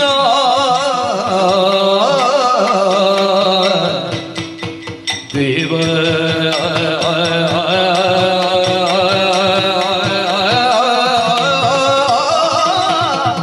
ದೇವ ದೇವ ಕೃಷ್ಣ. ಕೃಷ್ಣ, ಈ ಜಗತ್ತಿನಲ್ಲಿ ದೇವನಾದಂತಹ ನೀನು ಜೀವ ಭಾವವನ್ನು ತಿಳಿದು ಭಾವನೆಂಬಂತಹ ನೆಲೆಯಲ್ಲಿ ನನ್ನ ಭಾವನೆಗೆ ಅಭಾವವನ್ನು ತಾರದೆ ಇದುವರೆಗೆ ಕಾಯ್ದಂತಹ ಸ್ವಾಮಿ, ಅಶ್ವಮೇಧಾಧ್ವರವನ್ನು ತೊಡಗಿದಂತಹ ನಾವು ನಿನ್ನದ್ದಾದಂತಹ ನಂಬಿಕೆಯಿಂದಲೇ ಮುಂದುವರಿದು ಬಂದವರು. ಚಂಪಕಾವತಿಯ ಪುಣ್ಯ ಮಣ್ಣಿನಲ್ಲಿ ಇವತ್ತು ನಮಗೆ ಮುಂದುವರಿಯುವುದಕ್ಕೆ ಅವಕಾಶವಿಲ್ಲದೆ ನಾವು ಕೆಸರಲ್ಲಿ ಹೂತಂತಹ ಅನುಭವವನ್ನು ಹೊಂದುತ್ತಾ ಇದ್ದೇವೆ. ದೇವಕೃಷ್ಣ, ನೀನು ನನ್ನ ಭಾವನೆಯೆಂದು ನಂಬಿ ಜಗದಳಿ ಕೋವಿದತ್ವವನ್ನು ಪಿಡಿದು, ಈ ಕೋವಿದತ್ವವನ್ನು ಪಿಡಿದು ನಾವು ಬದುಕಿದವರು ಮುಂದೆ ಯಾವ ನೆಲೆಯಿಂದ ಮುಂದೆ ಹೋಗುವುದು ಅಂತ ಅರ್ಥ ಆಗುವುದಿಲ್ಲ. ಬದುಕಿನ ಸಂದಿಗ್ಧಮಯವಾದ ಈ ಸ್ಥಿತಿಯಲ್ಲಿ ನಿನ್ನನ್ನಲ್ಲದೆ ಇನ್ಯಾರನ್ನ ಆಶ್ರಯಿಸಲಿ? ಬಾರಿ ಬಾರಿಗೆ ಕೊಂಕುಮಾತನಾಡುತ್ತಾ ಸುಧನ್ವ ನುಡಿದ ನುಡಿ, ನೀನವನನ್ನು ಕರೆತಾರದೆ ಈ ಮಣ್ಣಿನಲ್ಲಿ ಸೋಲುತ್ತಿ ಎನ್ನುವ ಹಾಗೆ. ಕೃಷ್ಣ, ನಾನು ಸೋತರೆ ನೀನು ಸೋತ ಹಾಗೆ. ಹರಿಗ ಜೊತೆಯಾಗಿ ನಾವು ಎಂದೆಂದಿಗೂ ಕೂಡ ಅನ್ಯೋನ್ಯವಾದ ಸಂಬಂಧವನ್ನು ಬೆಸೆದೇ ಇದ್ದವರು, ಒಂದು ನಾಣ್ಯದ ಮುಖದ ಹಾಗಿದ್ದವರು. ಹಾಗಿದ್ದರೆ ನೀನು ಬಾರದೇ ಇದಕ್ಕೆ ಗತ್ಯಂತರವಿಲ್ಲ. ಹಾಗಾಗಿ ಅನನ್ಯವಾದಂತಹ ಭಕ್ತಿಯಿಂದಲೇ ನಿನ್ನನ್ನೇ ಸ್ತುತಿಸ್ತೇನೆ ಸ್ವಾಮಿ. ಅಚ್ಯುತಂ ಕೇಶವಂ ರಾಮನಾರಾಯಣಂ ಕೃಷ್ಣ ದಾಮೋದರಂ ಹರಿಂ ಶ್ರೀಧರಂ ಮಾಧವಂ ಗೋಪಿಕಾ ವಲ್ಲಭಂ ದೇವಕಿ ನಂದನಂ ನಂದಜಂ ಸಂದದೆ. ವಿಷ್ಣುವೇ ಜಿಷ್ಣುವೇ ಶಂಕಿನೇ ಚಕ್ರಿಣಿ ರುಕ್ಮಿಣಿ ರಾಗಿಣಿ ಜಾನಕಿ ಜಾನಯೇ ವಲ್ಲಭಿ ವಲ್ಲಭ ಯಾರ್ಚಿತ ಯಾತ್ಮನೆ ಕಂಸಹೃದ್ವಂಶಿನೇ ವಂಶಿನೇ ತೇ ನಮ. ಕೃಷ್ಣ ಗೋವಿಂದ ಹೇ ರಾಮನಾರಾಯಣ ಶ್ರೀಪತೆ ವಾಸುದೇವಾನುತ ಶ್ರೀನಿಧೆ ಅಚ್ಯುತ ನಂತ ಹೇ ಮಾಧವ ದೋಕ್ಷಜ ದ್ವಾರಕ ನಾಯಕ ದ್ರೌಪದಿ ರಕ್ಷಕ ಧೇನುಕ ರಿಕ್ಷಕೋ ನಿಕೃಷ್ಟ ದ್ವೇಷಿನಾಂ ಕೇಶಿಕ ಕಂಸಹೃದ್ವಂಶಿಕ ನಾಯಕ ಪೂತನ ಕೋಪಕ ಸೂರಜ ಕೇಲನೋ ಬಾಲಗೋ ಪಾಲಕ ಪಾತು ಮಾಂ ಸರ್ವದಾ. ವಿದ್ಯುದ್ರುಭೂತವಾನ್ ಪ್ರಾತ್ಪುಲ್ಲ ದ್ವಾಸಸಂ ಪಾವ್ರಂಡ ಬೋಧವತ್ ಪುಲ್ಲ ಸದ್ವಿಗ್ರಹಂ ವನ್ಯಯ ಮಾಲಯ ಶೋಭಿತೋ ರಸ್ತಳಂ ಲೋಹಿತಾಂಗ್ರಿತ್ವಯಂ ವಾರಿಜಾಕ್ಷಂ ಭಜೆ.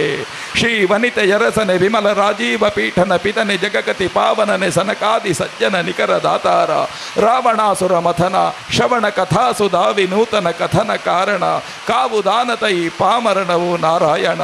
ವೇದ ಪುರುಷನ ಸುತನ ಸಹೋದರನ ಹೆಮ್ಮಗನ ಮಗನ ತಳೋದರಿಯ ಮಾತುಳನ ರೂಪನ ಅತುಲ ಭುಜ ಬಲದಿ ಕಾದಿ ಗೆಲಿದನ ಅಣ್ಣನ ಅವ್ವೆಯ ನಾದಿನಿಯ ಜಠರದಲ್ಲಿ ಜನಿಸಿದ ಆದಿ ಮುರುತಿಯೇ ಸಲಹೋ ಸಲಹೋ.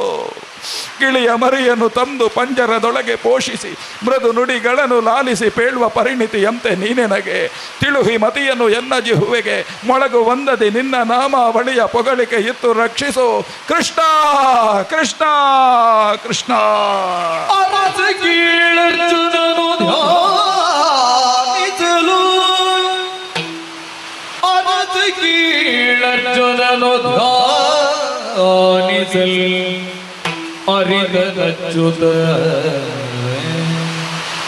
ಅರಿದ ಅಚ್ಚುತನೆ ಪುರದೊಳಿಚ್ಚರಿಸಿದೆನು ಧ್ವಜನ ಧರ ಧುರವ ಧರ್ಮದಗಿ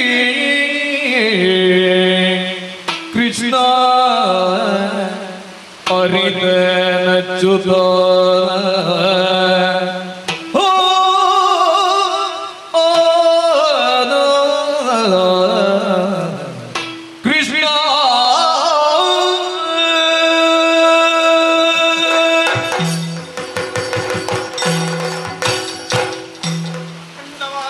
ವಿಶ್ವದಲ್ಲಿ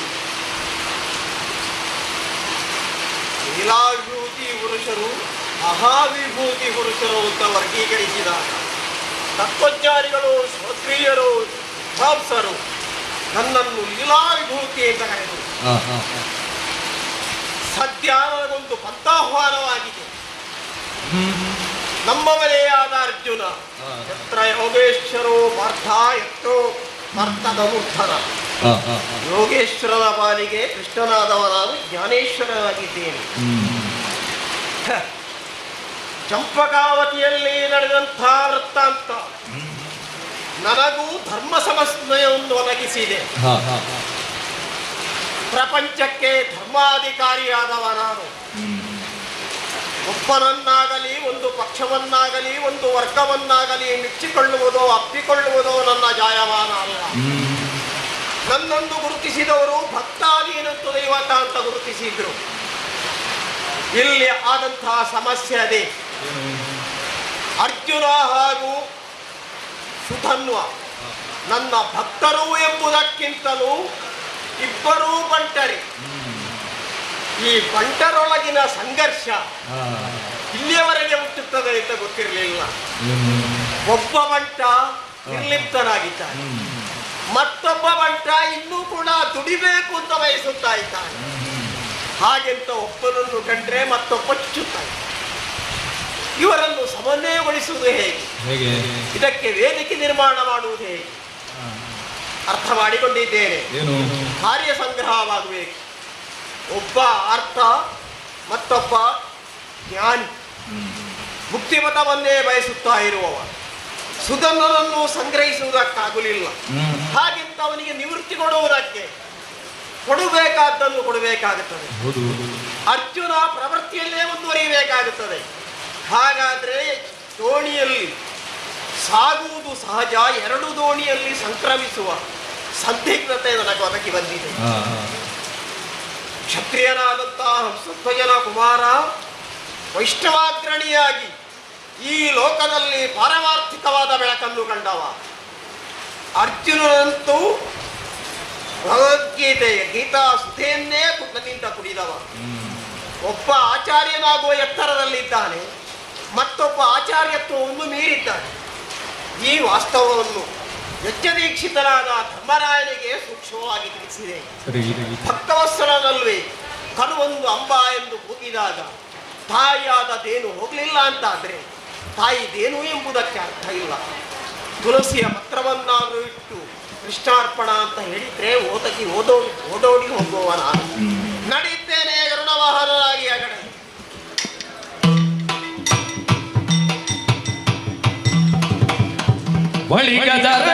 ಜಯ ಜಯ ಜಯ ಸೆಳೆದು ಬಿಗಿದ ಪುತಲಿ ತಾರದೊಳಗೆ ಕುಳಿತ ಶ್ವಗಳವಾಗಿ ಕೊಟ್ಟನ ಹರಿಯೋ ಹರಿಯೋ. ಜಯ ನಮೋ ಕೃಷ್ಣ, ಜಯ ನಮೋ ಜಯ ನಮೋ ಜಯ ನಮೋ. ಪದಮೂಲಕ್ಕೆ ವಂದಿಸಿಕೊಂಡಿದ್ದೇನೆ ದೇವ. ಚರಣಕ್ಯಾನಂದನಾದ ನಿನ್ನನ್ನು ಎತ್ತಿ ಆಧರಿಸಿದ್ದೇನೆ. ಹೌದು, ಹಾಗೆಯೇ ಸಖ್ಯದ ನೆಲೆಯಲ್ಲಿ ಆಲಂಗಿಸಿದ್ದೇನೆ. ನಿನ್ನದಾದಂತಹ ಬರೋಣದಲ್ಲಿ ಆ ವೈನತೆಯನ ಗಾಳಿ ಅದು ಸ್ಪರ್ಶಿಸಿದಾಗಲೇ ನನ್ನ ದೇಹದಲ್ಲಿದ್ದಂತಹ ಸರ್ವ ವಿಧವಾದ ಜಡತ್ವ ನಿವಾರಣೆ ಆಯಿತು ಸ್ವಾಮಿ. ಎಚ್ಚರದಲ್ಲಿ ಬಿಡು. ಹಾ, ನಿದ್ರೆಯಲ್ಲಿಯೂ ಕೂಡ ದೈನ್ಯಾವಸ್ಥೆಯನ್ನು ತಲಪದ ನೀನು ಕಣ್ಣೀರ ಧಾರೆಯ ಮೂಲಕವಾಗಿ ನನ್ನ ಮುಖದಾವರೆಯನ್ನೇ ನೋಡುತ್ತಾ ಇದ್ದೆ. ಹೌದು, ಈ ಪ್ರಪಂಚದಲ್ಲಿ ಹಾ, ಉತ್ತರಿಸಲಾಗದ ಪ್ರಶ್ನೆ, ಉತ್ತರಿಸುವ ಪ್ರಶ್ನೆ ಎರಡಿರ್ತದೆ. ಹೌದೌದು. ಅರ್ಜುನನ ಜೀವನವನ್ನು ಹೀಗೆ ಅಂತ ನಿರ್ಣಯಿಸಲಿಕ್ಕಾಗುವುದಿಲ್ಲ, ಹಾ, ತೀರ್ಮಾನಿಸಲಿಕ್ಕಾಗುವುದಿಲ್ಲ. ಹಾ, ಓ ಸವ್ಯಸಾಚಿಯೇ, ಏನು? ನಿನ್ನ ಜೊತೆಗೆ ಕುರುಧಾರುಣಿಯಲ್ಲಿ ಸಾರಥಿಯಾಗಿ ಹೋರಾಡಿದವನ. ಆ ನನ್ನದು ನೇರ ಹೋರಾಟ ಅಲ್ಲ. ಆ ನಿನ್ನನ್ನು ಕೈಯಾಯುಧವಾಗಿ ಬಳಸಿದಾಗ ಆ ನಿನ್ನ ಕೋರಿಕೆಯಂತೆ ಪಾರ್ಥ ಸಾರಥಿಯಾದವ ನಾನು. ಆ ಈಗಿನ ಸ್ಥಿತಿಯನ್ನು ನೋಡ್ತಾ ಇದ್ದೇನೆ. ಅರ್ಥ ಆಗುವುದಿಲ್ವೇ ದೇವರೇ? ಸಾರಥಿ ವಿಹೀನನಾಗಿದ್ದೇನೆ. ಇವತ್ತು ಸುಧನ್ವನ ಜೊತೆಯಲ್ಲಿ ಹೋರಾಟವನ್ನು ಮಾಡುತ್ತಿರುವಂತಹ ಗಳಿಗೆಯಲ್ಲಿ ಮುಂದೇನು ಎನ್ನುವಂತಹ ಪ್ರಶ್ನೆಯಾಗಿ ಕಾಡಿದೆ. ಹಾಗಾಗಿ ನಿನ್ನ ನೆನಪಾಯಿತು ದೇವರೇ. ಬರಿದಾದ ನನ್ನ ಜೀವನವನ್ನು ನೀ ತುಂಬಬೇಕು, ಬರಿದಾದಂತಹ ನನ್ನ ರಥವನ್ನು ನೀ ತುಂಬಬೇಕು, ಬರಿದಾದಂತಹ ನಮ್ಮ ಬದುಕಿನ ಬರಡನ್ನು ನೀನು ನೀಗಿಸಬೇಕು ದೇವರೇ. ನಿನ್ನಗೆ ಅಂದೇ ಸಾರಿದ್ದೇನೆ ಪಾಂಡವನ ತಂದೆಯೋಸು. ಹೌದು. ನೀನು ನಾನು ಬೇರೆ ಅಲ್ಲ. ಹಾ ನಿನ್ನ ಸೋಲು ನನಗೆ ಸಹಜವೇ ಅಲ್ವೇ? ಹಾ ಆದ ಕಾರಣವೇ ಹಾ. ಈಗ ವಾಗಯವನ್ನು ಹಿಡಿದಿದ್ದೇನೆ. ಕುದುರೆಗಳ ವಾಗೆಯನ್ನು ಹಿಡಿದು ನೀ ಕೂತಲ್ಲಿಗೆ ನಿನ್ನದ್ದಾದ ದಿವ್ಯ ಮಂಗಳ ಮೂರ್ತಿ ಸರ್ವರಿಗೂ ಕಾಣಿಸ್ತಾ ಇದೆ. ಇದೋ ಪಾರ್ಥ ಸಾರಥಿಯ. ಎಲ್ಲರೂ ಕೂಡ ಪ್ರಪಂಚದಲ್ಲಿ ನಿನ್ನನ್ನು ಭಜನೆ ಮಾಡುವುದುಂಟು. ಪಿಳ್ಳಂಗೋವಿಯ ಚೆಲುವ ಕೃಷ್ಣನ ಎಲ್ಲಿ ನೋಡಿದಿರಿ? ಆಗ ಒಬ್ಬೊಬ್ಬರಿಗೆ ಒಂದೊಂದು ನೆಲೆಯಿಂದ ಈ ಚರಾಚರದೊಳಗೆ ಅಜಂಡದ ಆಚೆ ಈಚೆಯಲ್ಲಿ ಭಾಗವತರು ಬಾಗಿ ಪಾಡುವ ರಾಗದಲ್ಲಿ. ಆದರೆ ಈಗ ಹಾಗಲ್ಲ, ಖೇಚರೇಂದ್ರನ ಸುತನ ರಥದ ಅಚ್ಛಪೀಠದಲ್ಲಿ ನೋಡುವ ಯಾರಿಗೆ ಹೇಗೆ ಕಾಣುತ್ತದೆ ಅಂತ. ಈಗ ನೀನು ಎಚ್ಚೆತ್ತಿದ್ದಿ, ಹಾ ಧೈರ್ಯವನ್ನು ತಾಳಿದ್ದಿ, ಹಾ ದೋಷವಾಯಿತು. ಹಾ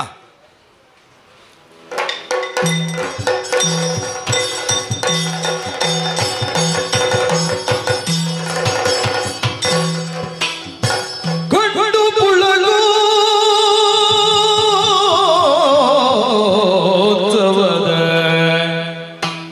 ಹರುಷದಿ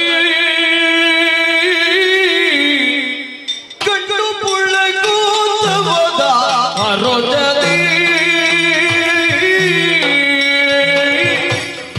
ಕೃಷ್ಣ ಕೃಷ್ಣ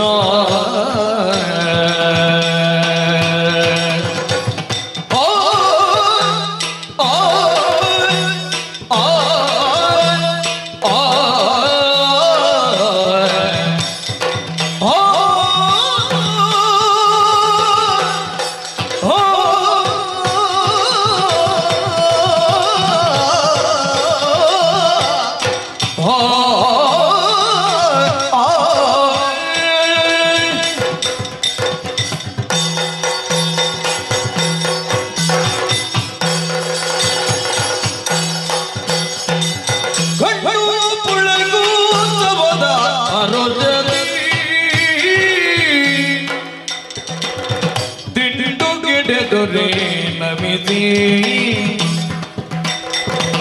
ಇಂಡೋ ಗೆಡೆ ದೊರೆ ನಮಿಸಿ ನಮಿಸಿ ನಮಿಸಿ ನಮಿಸಿ ತನ್ನಯ ಗಂಡು ತನಗಿದು ಸಾಕು, ತನ್ನಯ ಗಂಡು ತನಗಿದು ಸಾಕು ಸಾಕು ಸಾಕು ತಾಗಿ ಗುಂಡ ಕೆಲಸ. ತನ್ನಯ ಗಂಡು ತನಗಿದು ಸಾಕು ಕೆಲಸ.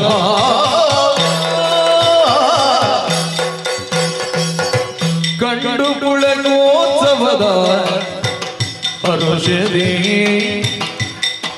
ತಿಂಡು ಗಿಡಿದುರಿ ನಮಿಸಿ ತನ್ನಯ ಗಂಡು ತನಗಿದು ಸಾಕು, ತನ್ನಯ ಗಂಡು ತನಗಿದು ಸಾಕು ಸಾಕು ಸಾಕು ತಾಕೈಗೊಂಡ ಕೆಲಸ. ಕೃಷ್ಣ ಕೃಷ್ಣ ಕೃಷ್ಣ ಕೃಷ್ಣ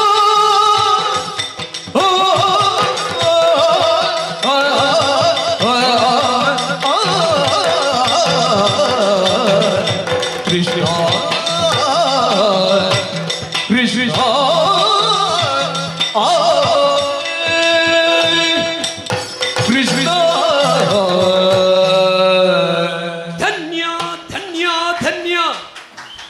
ಇದಕ್ಕಿಂತ ಹೆಚ್ಚಿನ ಧನ್ಯತಾಭಾವ ನನಗೇನುಂಟು? ಚಂಪಕಾವತಿಯ ನೆಲದಲ್ಲಿ ಕೃಷ್ಣ ದರ್ಶನವನ್ನು ಮಾಡಿಸ್ತೇನೆ ಎಂಬ ಹಾಗೆ ಕಟಿಬದ್ಧನಾಗಿ ಆಡಿ ಬಂದವ ನಾನು. ನನ್ನ ಮಾತನ್ನು ಪೂರೈಸಿದೆನಲ್ಲ ಎನ್ನುವ ಸಂತೃಪ್ತ ಭಾವ ನನಗೆ. ಅಪ್ಪಯ್ಯನಿಗೆ ಇದ್ದ ಆಶೆ ಒಂದೇ, ಮನುಮತನಯ್ಯನ ನೋಡಿ ತನು ಮನವ ಸಮರ್ಪಣೆ ಮಾಡಿ ಶ್ರೀಕಾಂತನನ್ನು ಕಾಣಬೇಕು. ಲಕ್ಷ್ಮೀ ರಮಣನ ದರ್ಶನ ಈ ನೆಲದಲ್ಲಾಗಬೇಕು. ನಾನು ಒಬ್ಬ ನೋಡಿದರೆ ಸಾಲದು, ಸಮಗ್ರ ಪ್ರಜೆಗಳಿಗೂ ಹರಿದರ್ಶನದ ಸೌಭಾಗ್ಯ ಒದಗಿಸಬೇಕು ಎಂಬ ಹಾಗೆ ಅಂತಹ ಯೋಗವೊಂದು ಇಂದು ಸಂಘಟಿಸಿ ಹೋಯಿತಲ್ಲ. ಸಂತೋಷಗೊಂಡೆ. ಕಂಡು ಪುಳಕೋತ್ಸವದ ಹರುಷದಿ. ಇದು ಉತ್ಸವ. ಪಾರ್ಥನ ರಥ ಆವಾಗ ಬರೀ ರಥ ಆಗಿತ್ತು, ಈವಾಗ ಕೃಷ್ಣ ಕುಳಿತನಲ್ಲ. ಈಗ ನಿಜವಾಗಿಯೂ ಇದು ಬ್ರಹ್ಮರಥ ಆಯಿತು. ಈ ನೆಲದಲ್ಲಿ ಬ್ರಹ್ಮರಥೋತ್ಸವ ಆಗುತ್ತದೆ ಎಂಬ ಹಾಗೆ ನಾವು ಭಾವಿಸಿದವರಲ್ಲ. ಬ್ರಹ್ಮನ ಅಪ್ಪನೇ ಪಾರ್ಥ ರಥದಲ್ಲಿ ಬಂದು ಕುಳಿತಾಗ ಆಗುವ ಆನಂದಕ್ಕೆ ಪಾರಮ್ಯವೇ ಇಲ್ಲ. ಪ್ರತಿಯೊಬ್ಬರೂ ಕುಣಿದು ಕುಪ್ಪಳಿಸುತ್ತಾ ಇದ್ದಾರೆ. ಪ್ರತಿಯೊಬ್ಬರ ನಾಲಗೆಯ ಸ್ತುತಿಯಲ್ಲಿ ಕೃಷ್ಣ ಸ್ತೋತ್ರ ಹೊರಬರುತ್ತಾ ಉಂಟು. ಇದಲ್ವೇ ಹರುಷ. ನಾ ಅಪ್ಪನಿಗೆ ಆಡಿದ್ದೆ, ಹರಿದರ್ಶನ ಮಾಡಿಸ್ತೇನೆ. ಅಮ್ಮನಿಗೆ ಹೇಳಿದ್ದೆ, ಈ ವಸುದೆಯಲ್ಲಿ ವಾಸುದೇವ ದರ್ಶನ ಮಾಡಿಸ್ತೇನೆ. ನೋಡಮ್ಮ ತಾಯಿ, ಶ್ರೀಹರಿಯನ್ನು ನೋಡು. ನಿನ್ನ ಮಗನಾಗಿ ನಿನ್ನ ಗರ್ಭಾಂಬುದಿಯಲ್ಲಿ ಉದಿಸಿದ್ದಕ್ಕೆ ನಾ ಪಾವನ ಅನ್ನುವುದ ಒಂದು ವಾಕ್ಯವನ್ನು ಆಡಮ್ಮ. ತಂಗಿ ಕುವಲೆ, ವೀರ ಸುತನ್ಮನ ತಂಗಿ ಅಂತ ಹೇಳಿಸುವಂತ ಆಡಿದೆಯಲ್ಲ. ನೋಡು, ವೀರ ಪಾರ್ಥನ ಕೆಡೈ ವೀರ ನಾರಾಯಣನ ಸಾಕ್ಷಾತ್ಕಾರ ಮಾಡಿಸಿದ್ದೇನೆ. ಇದಲ್ವೇ ಧನ್ಯತೆ. ನನ್ನ 7 ಮಂದಿ ಚಿಕ್ಕಪ್ಪಂದಿರು, ಓ ನನ್ನ ಸಹೋದರರೇ, ಓ ನನ್ನ ಸಮಸ್ತ ಚಂಪಕಾವತಿಯ ಪ್ರಜೆಗಳೇ, ನೋಡಿರೋ ನೋಡಿರೋ ನೋಡಿರೋ.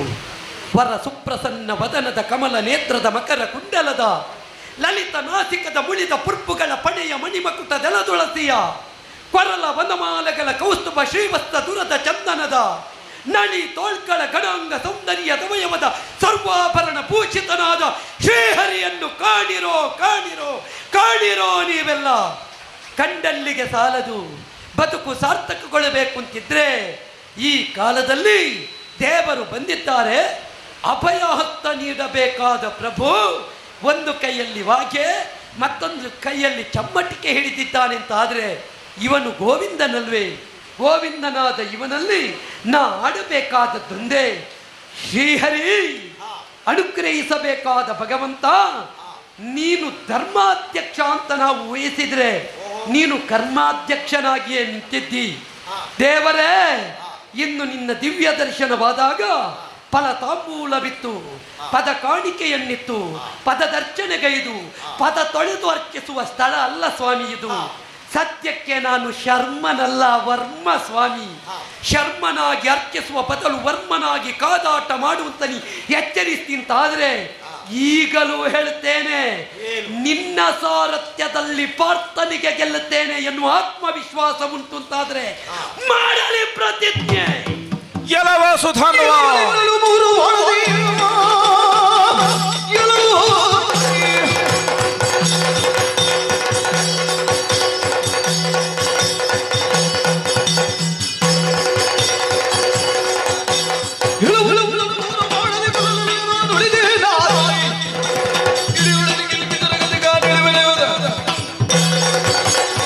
ಸುಧನ್ವ.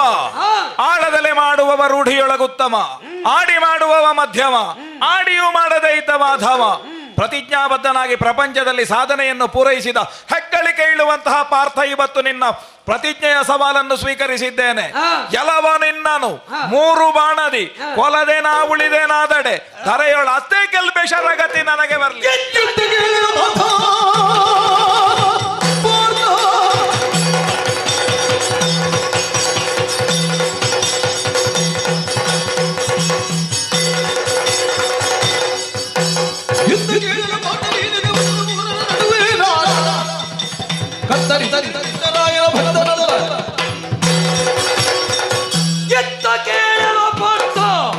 ನೀ ಎಸೆಯುವ ಎಸುಗೆ 3 ಮಾರ್ಕ ಮಧ್ಯದಲ್ಲಿ ಮಾರ್ಕಣದಿಂದ ಕತ್ತರಿಸದೆ ಹೋದರೆ ಮಾಧವನ ಭಕ್ತನಲ್ಲ.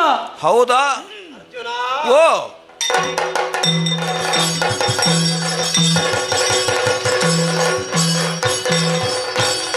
ಮದವರಿಯದು ಭ್ರಮಿಸಿ ನುಡಿದ ವಾಜಿಯದ ನಗದೆ ಬೋದು ತೆಗಿದಲ್ಲ. ಅತಿ ಸತ್ಯ ಸಂತ ಸೂರ್ಣದ ಸಾಗರಿಗ ನಿಗದ ಮದಿ ತುರಿಗಾರಿಗಳಬಲ್ಲ ಅಲ್ಲ.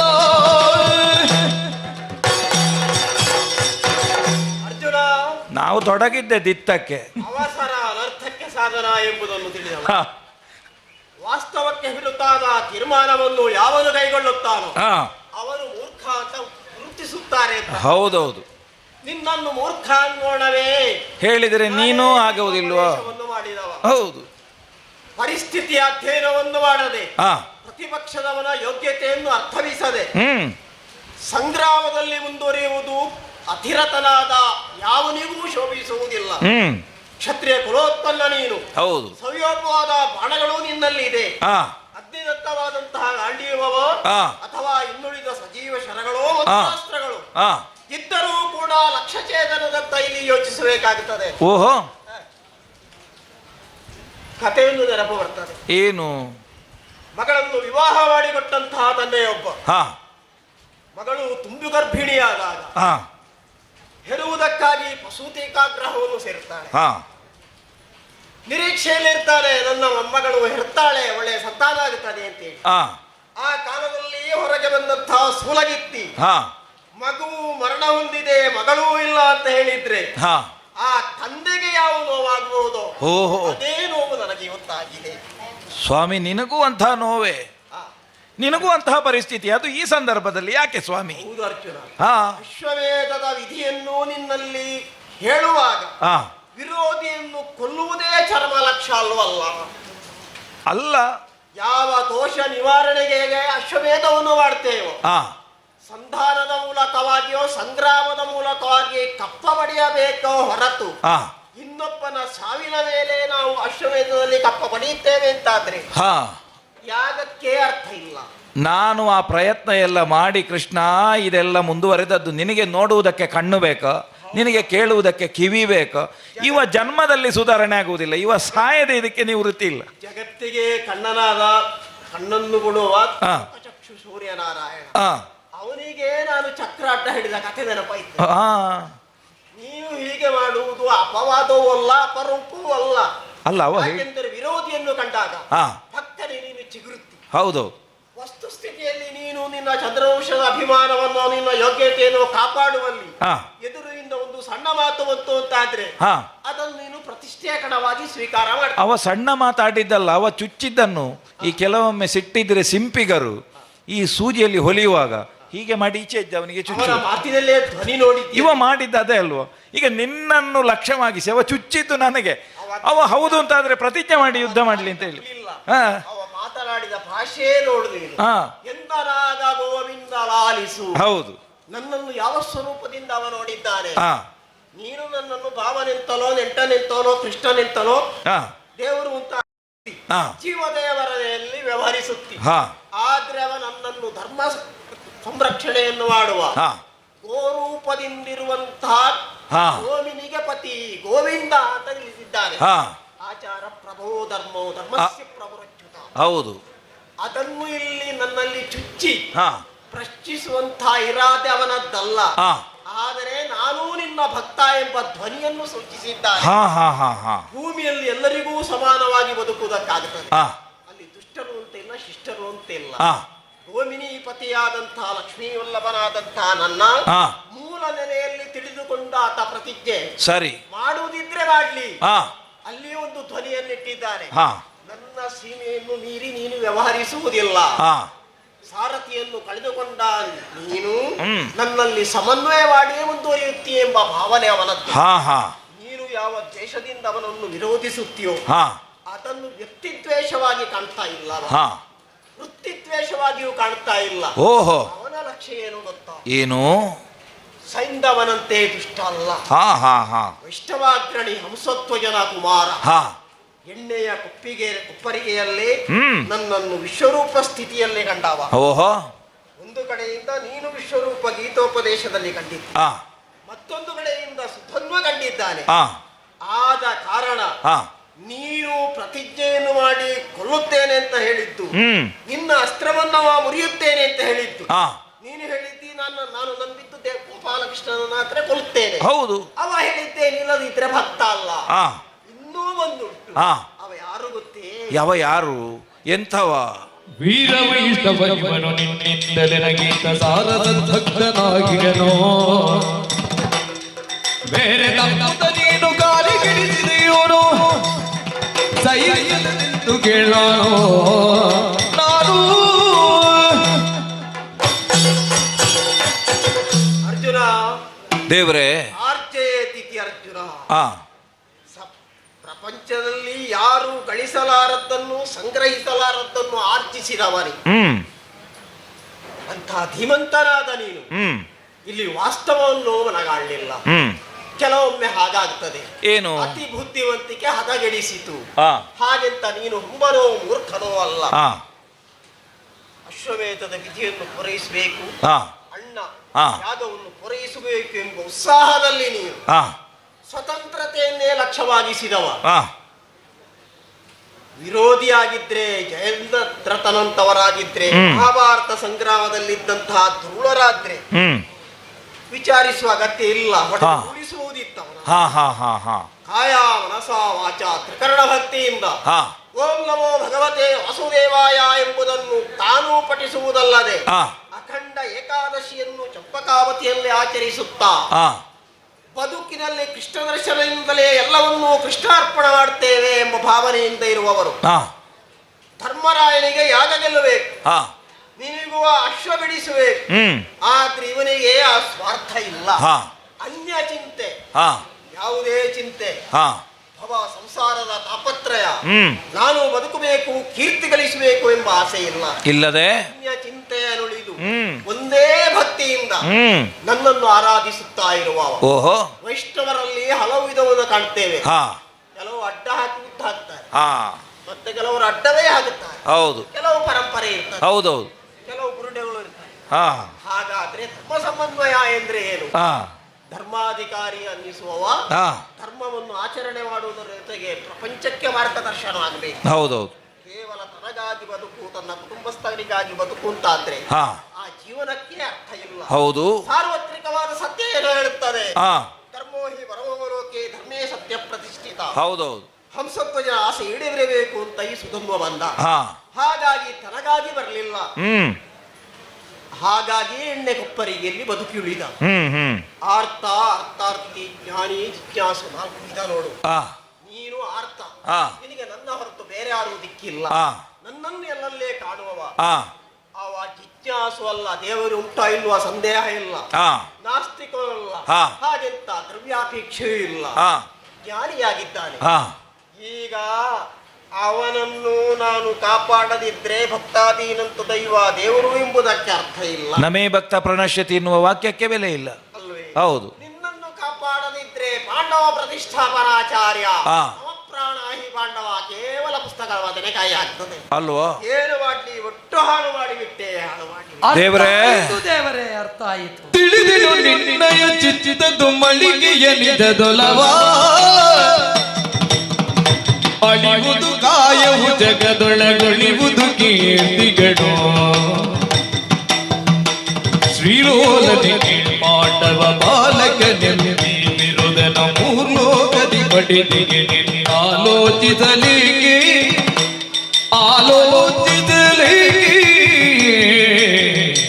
ಕೃಷ್ಣ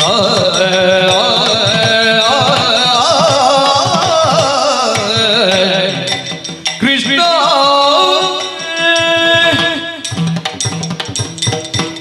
ಶ್ರೀಕೃಷ್ಣ ಪರಮಾತ್ಮ, ನಿನ್ನ ಚಿತ್ತದ ಉಮ್ಮಳಿಕೆ ನನಗೆ ಅರ್ಥ ಆಗುತ್ತದೆ ಪ್ರಭು.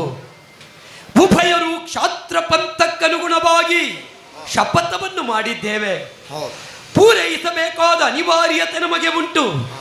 ಆದರೆ ನೀನು ಲೋಕದ ತಾಯಿ, ಒಬ್ಬಳು ತಾಯಿಗೆ ಇಬ್ಬರು ಮಕ್ಕಳಿದ್ದರೆ ಆ ಮಕ್ಕಳಲ್ಲಿ ಭೇದ ಕಲ್ಪಿಸುವುದಕ್ಕುಂಟೆ? ಆದ್ದರಿಂದ ಮಕ್ಕಳನ್ನು ಸಮಾನ ದೃಷ್ಟಿಯಿಂದ ಕಾಣಬೇಕಾದದ್ದು ಮಾತೆಯಾದವಳ ಕರ್ತವ್ಯ. ಮಾತ್ರವತ್ತ ಭಾವವನ್ನು ಹೊಂದಿದ ಮಾಧವ, ನಿನಗೇ ಸಮಸ್ಯೆ ಉಂಟಾಯಿತೆ. ತಾಯಿಗೆ ಸಮಸ್ಯೆ ಮಾಡಿ ಮಗ ಯಾವ ಸಾರ್ಥಕ್ಯ ಹೊಂದುವುದಕ್ಕೆ ಸಾಧ್ಯ? ಅಂತ ಸಮಸ್ಯೆಯನ್ನುಡ್ಡುವ ಮಗನಾಗಿ ಸುಧನ್ವ ಬರುವುದಿಲ್ಲ, ಭಕ್ತನಾಗಿ ಸುಧನ್ವ ಇರುವುದಿಲ್ಲ ಸ್ವಾಮಿ. ಹಾಗಾದ ಕಾರಣ ಹೇಳ್ತೇನೆ, ಯಾರ್ಯಾರ ಅಪೇಕ್ಷೆ ಏನುಂಟು ಎನ್ನುವುದು ಮುಖ್ಯ. ಇಬ್ಬರು ಮಕ್ಕಳು ಇದ್ದಾಗ ಇಬ್ಬರೂ ಮಕ್ಕಳ ಅಪೇಕ್ಷೆ ಒಂದೇ ಅಂತಾದರೆ ತಾಯಿಗೆ ಸಮಸ್ಯೆ, ಬೇರೆ ಬೇರೆ ಆದರೆ ತಾಯಿಗೆ ಸಮಸ್ಯೆಯೇ ಇಲ್ಲ. ಅವನ ಅಪೇಕ್ಷೆಯೇ ಬೇರೆ, ನನ್ನ ಅಪೇಕ್ಷೆಯೇ ಬೇರೆ. ನಮ್ಮತ್ತು ನಿಸ್ವಾರ್ಥ ಪರವಾದಂಥ ಅಪೇಕ್ಷೆ ಸ್ವಾಮಿ. ಈ ಶರೀರ ಶಾಶ್ವತವಲ್ಲ.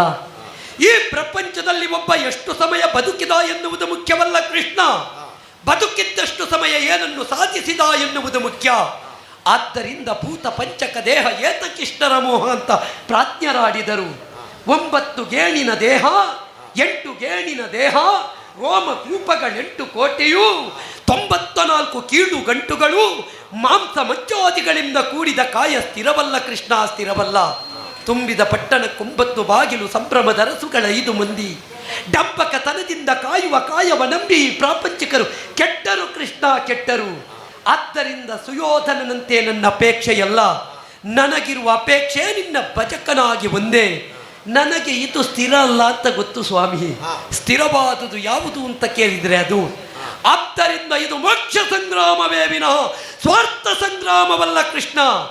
ಅವನಿಗೆ ಬೇಕಾದದ್ದು ಲೌಕಿಕ ಜಯ, ನನಗೆ ಬೇಕಾದದ್ದು ಪಾರಮಾರ್ಥಿಕ ಜಯ. ಆದ್ದರಿಂದ ಪರಮ ಲಕ್ಷ್ಯವನ್ನು ಹೊಂದಿಯೇ ಇಲ್ಲಿಗೆ ಬಂದಿದ್ದೇನೆ. ಹಾಗಾಗಿ ನಿನ್ನ ಪದಮೂಲದಲ್ಲಿ ಕೇಳ್ತಾ ಇದ್ದೇನೆ, ಅವನಿಗೆ ಬೇಕಾದ್ದನ್ನು ಅವನಿಗೆ ಕೊಡು, ನನಗೆ ಬೇಕಾದ್ದನ್ನು ನನಗೆ ಕೊಡು. ಆ ಮುಖಾಂತರ ಪಾಂಡವ ಪಾಲಕ ಪಾಂಡುರಂಗ ಎಂಬ ಬಿರುದನ್ನು ಉಳಿಸಿಕೋ ಕೃಷ್ಣ, ಉಳಿಸಿಕೋ. ಕಷಾಯ ಬೇಕಾದ ಮಗುವಿಗೆ ಕಷಾಯ ಕೊಡಬೇಕಾಗುತ್ತದೆ. ಹಾಲು ಅಗತ್ಯ ಅಂತ ಕಂಡ್ರೆ ಹಾಲನ್ನು ಜೊತೆಗೆ ಕೊಡಬೇಕಾಗುತ್ತದೆ. ಯೋಚಿಸುತ್ತೆ. ಸರಿ ಸರಿ ದೇವಾ, ಹಾಗಾದರೆ ಯುದ್ಧಕ್ಕೆ ಸನ್ನದ್ಧನಾಗಬೇಕು. ನಿನ್ನ ಸೂಚನೆಯ ಹಾಗೆ ದಿವ್ಯವಾದಂತಹ ಮಾರ್ಗಣವನ್ನು ತೆಗೆಯುವುದಲ್ಲವೇ ತುಣರಿಂದ?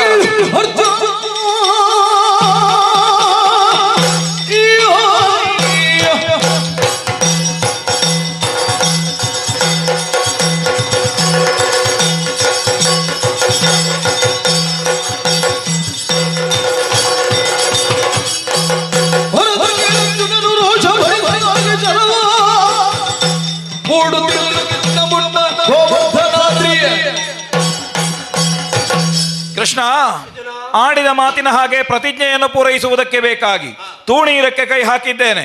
ಯೋಗ್ಯವಾದಂತಹ ಬಾಣವೊಂದನ್ನು ತೆಗೆದಿದ್ದೇನೆ, ಧನುಸ್ಸಿನ ಸಿಂಜಿನಿಗೆ ಜೋಡಿಸಿದ್ದೇನೆ, ಅಕರ್ಣಾಂತವಾಗಿ ಎಳೆದು ಹಿಡಿದಿದ್ದೇನೆ. ಇದು ಕಷಾಯವೋ ಹಾಲು ನಿರ್ಣಯ ಮಾಡುವುದು ನೀನು. ಅರ್ಜುನ, ಹಾ, ಕಟ್ಟೆಚ್ಚದರ ಕಾಲ ಇದು. ಎಚ್ಚರ ತಪ್ಪಿದ್ರೆ ಸರ್ವನಾಶ ಆಗುತ್ತದೆ. ಆದ ಕಾರಣವೇ ಕಿರುಬೆರಳಿನಲ್ಲಿ ಗೋವರ್ಧನಗಿರಿಯನ್ನು ಎತ್ತುವುದರ ಮೂಲಕ ಕೊಲ್ಲ ಗೋಪಾಲರನ್ನು ನಾನು ನನ್ನ ಬಾಲ್ಯದಲ್ಲಿ ಕಾದಂತಹ ಯಾವ ಪುಣ್ಯ ಇದೆಯೋ ಅದನ್ನು ಕ್ಷಣಕ್ಕೆ ಧಾರೆ ಎರೆದಿದ್ದೇನೆ, ಪ್ರಯೋಗಿಸು. ನೋಡುವ ಏನು ಹೇಳ್ತಾನೆ ಪರಮಾತ್ಮ. ಗೋವರ್ಧನೋತ್ತರಣದ ಪುಣ್ಯವನ್ನು ಹೊತ್ತು ಬರುವಂತ ಈ ಪುಣ್ಯ, ಈ ಬಾಣ ಗೋವಿಂದರಾಜ ಪಟ್ಟಾಭಿಷೇಕದ ಪುಣ್ಯ. ಆ ಪುಣ್ಯವನ್ನು ಹೊತ್ತು ಬರುವ ಬಾಣ ಒಮ್ಮೆ ಕತ್ತಲಾಗಿದೆಯಂತೆ ಗೋಪಾಲಕರಿಗೆ, ಮತ್ತೆ ಬೆಳಕು ಕೊಟ್ಟೆಯಂತೆ.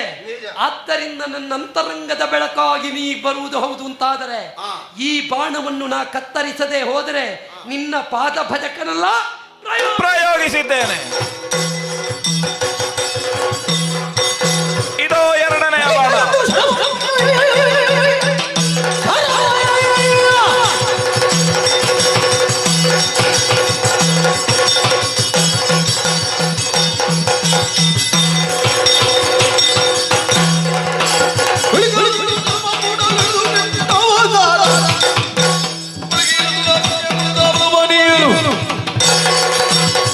ಭಗವಾನ್ ಶ್ರೀಕೃಷ್ಣ ಸ್ವಾಮಿ ಒಂದು ಬಾಣ ಸಂದು ಹೋದಲ್ಲಿಗೆ ಎರಡನೆಯ ಬಾಣವನ್ನು ತೆಗೆದಿದ್ದೇನೆ. ತೂಣೀರದಿಂದ ತೆಗೆದಂತಹ ಬಾಣವನ್ನು ಹಾಗೆಯೇ ಸಂಧಾನ ಮಾಡಿದ್ದೇನೆ, ಅಕರ್ಣಾಂತವಾಗಿ ಎಳೆದು ಹಿಡಿದಿದ್ದೇನೆ. ಆಗ ಕೊಟ್ಟದ್ದು ಕಡಿಮೆ ಆಯಿತು ಅಂತ ಕಾಣ್ತದೆ. ಕೊಡುವುದಿದ್ರೆ ಪ್ರದಾನ ಮಾಡಬೇಕು ದೇವರೇ. ಕತ್ತಲೆಯನ್ನೇ ದೂರ ಮಾಡುವುದಕ್ಕೆ ಗೋವರ್ಧನಗಿರಿಯನ್ನು ಎತ್ತಿದವ ನಾನು.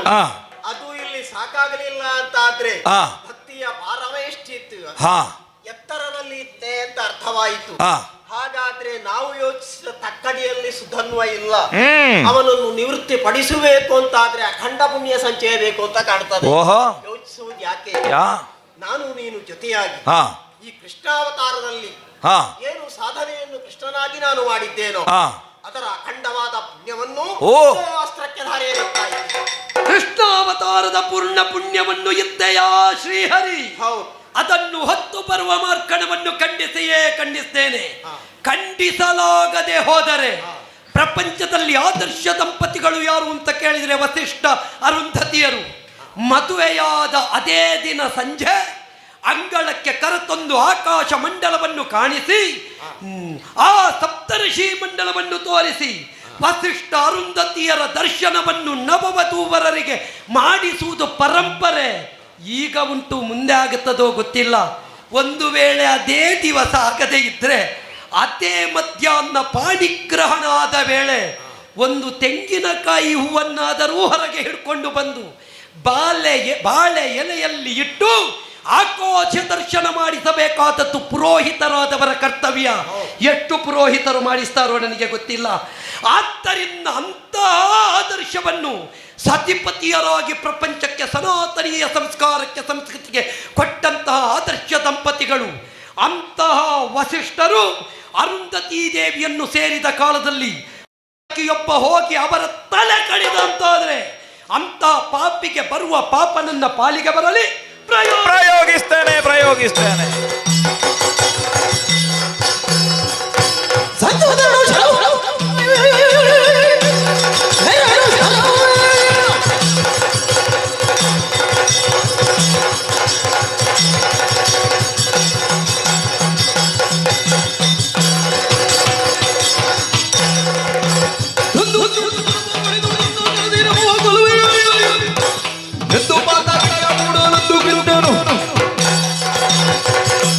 ಕೃಷ್ಣ ಕೈ ನಡುಗುತ್ತಾ ಉಂಟು. ಭಾರಿ ಕಷ್ಟದಿಂದ ತೆಗೆದದ್ದು. ಸಂದುದೆರಡು ಶರವು, ಉಳಿದುದೊಂದು ಶರವು. ಜೋಡಿಸಿದ್ದೇನೆ. ಒಂದಕ್ಕೆ ಮಹತ್ವ ಬರಬೇಕಾದೀಗ. ದೇವರೇ, ಇದು ಮರ್ಯಾದೆಯ ಪ್ರಶ್ನೆ. ಮಾಡು ಇಲ್ಲವೇ ಮಡಿ ಎನ್ನುವ ಹೋರಾಟ. ಒಂದೊಂದು ಹಾಳೆ ಹಾಕಿದರೆ ಸಾಕಾಗುವುದಿಲ್ಲ. ಕೆಲವು ಹಾಳೆ ಹಾಕಿ ಮತ್ತೆ ಕಷಾಯ ಮಾಡಬೇಕಾದೀತು. ಹಾಗಾಗಿ ಸ್ವಲ್ಪ ಏನಾದರೂ ಗಟ್ಟಿ ಇದ್ದರೆ ಇನ್ನೂ ಕೂಡ ಪುಷ್ಟಿ ಬರುವ ಹಾಗೆ ಈ ಬಾಣಕ್ಕೆ ಏನಾದರೂ ಮಾಡದಿದ್ರೆ ನನ್ನ ಮರ್ಯಾದೆ ಅಲ್ಲ, ನಿನ್ನದು ಹೋಗ್ತದೆ. ದೇವರೇ, ಕುಟುಂಬದ ಯಜಮಾನನಾದವ ಕಿಸೆಯಿಂದ ಬೇಕಾದಷ್ಟು ಎಲ್ರಿಗೂ ಕೊಡ್ತಾನೆ. ಅವನಲ್ಲಿ ಬೇಕಾದಷ್ಟು ಇರ್ತದೆ. ಆದ್ರೆ ಕೊಟ್ಟದರ ಯೋಗ್ಯತೆ ಎಷ್ಟು, ಇಟ್ಟುಕೊಂಡವರ ಯೋಗ್ಯತೆ ಎಷ್ಟು ಎಂಬುದನ್ನು ನಾವು ಯೋಚಿಸಬೇಕಾಗುತ್ತದೆ. ನಾನು ಕೊಟ್ಟದ್ದು ಕಡಿಮೆಯಲ್ಲ, ಅವತಾರ ವಿಶೇಷವನ್ನು ಮಹಾಪುಣ್ಯ ಸಂಚಯನವನ್ನು ನೀಡಿದ್ದೇನೆ. ಎಲ್ಲವೂ ನಿನಗಾಗಿ ನಾನು ಕೊಟ್ಟದ್ದು ಹೌದು. ಆದ್ರೆ ಅದಕ್ಕೆ ಅಂತಹ ಉತ್ತರ ನೀನು ನೋಡ್ತಾ ಇದ್ದೀಯ. ಹೌದು. ಹಾಗಾದ್ರೆ ಧರ್ಮದ ಮುಂದೆ ಧರ್ಮ ಸಂಘರ್ಷಕ್ಕೆ ಒಳಪಟ್ಟಾಗ ಅನಿರೀಕ್ಷಿತವಾದ ವಿದ್ಯಮಾನ ನೆರವೇರ್ತದೆ. ಹಾಗಾದ್ರೆ ಮೊದಲೇನು ಸಾಕಾಗುವುದಿಲ್ಲ ಈ ಪುಣ್ಯ. ಆ ರಾಮಾವತಾರದಲ್ಲಿ ರಾಮಾವತಾರ ದಿಟ್ಟದರೆಗೆ ಪೊರೆದ ಪುಣ್ಯ ವೃಂದದ ತುಳ ಸತ್ವದರೆಗೆ ಹೊತ್ತಿದ್ದೀತೋ ಒಳಿಗದರೆಗೆ ತ್ರೈಮೂರ್ತಿಗಳ ನಿಲಿದಾಗಿಸುತ್ತ ಸತ್ವಗುಳಿಗದಿರದೆ ನರನ ಬಾಹುಗಳಿದಲು.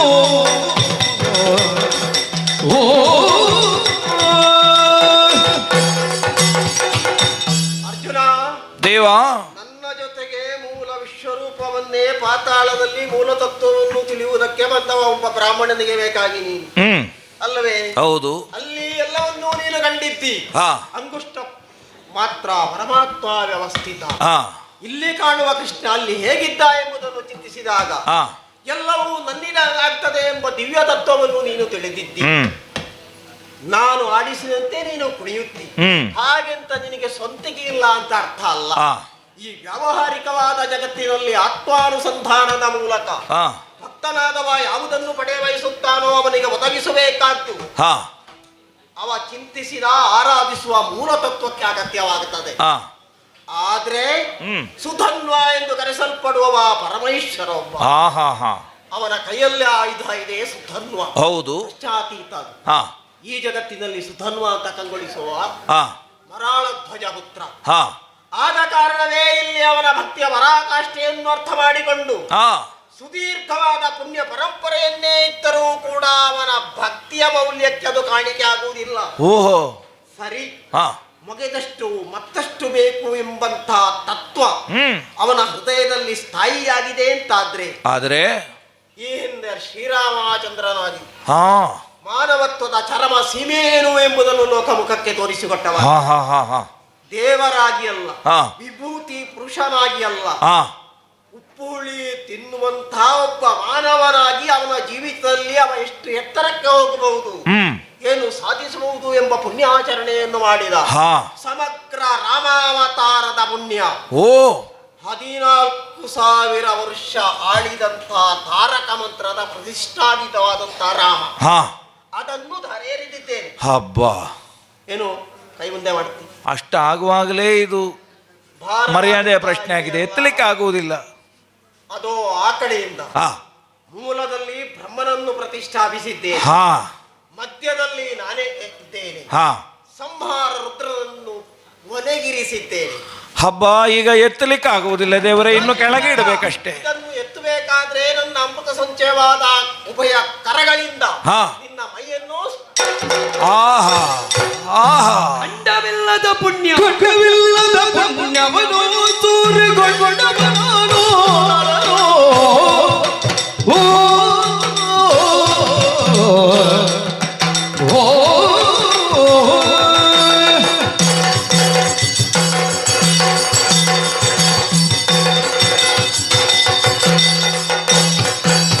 ಖಡ್ಗವಿಲ್ಲದ ಪುಣ್ಯವನು ಸೂರೆಗೊಂಡವನಾನೋ ನರನೋ.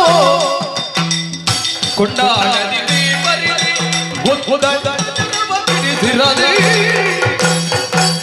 ಖಂಡವಿಲ್ಲದ ಪುಣ್ಯವರು ಸೂರೆಗೊಂಡವನಾನೋ ನರನೋ ನರನೋ.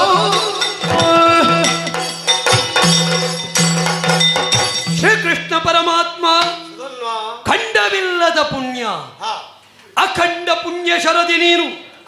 ಪಾಪ ರಾಹಿತ್ಯನು ಪುಣ್ಯ ರಾಹಿತ್ಯನು ಯಾವನು ಅವನನ್ನು ಕೇವಲ ಅಂತ ಪ್ರಾಜ್ಞರು ಕರೆದರು. ಆದ್ದರಿಂದಲೇ ಕೇವಲತ್ವ ಎನ್ನುವುದು ಕೈವಲ್ಯಪತಿತ್ವ ಅಂತ ಪ್ರಾಜ್ಞರಂಗೀಕರಿಸಿದರು. ಕೈವಲ್ಯಪತಿಯಾದ ನೀನು ಇವತ್ತು ಪುಣ್ಯವನ್ನು ಕೊಡುತ್ತಿ.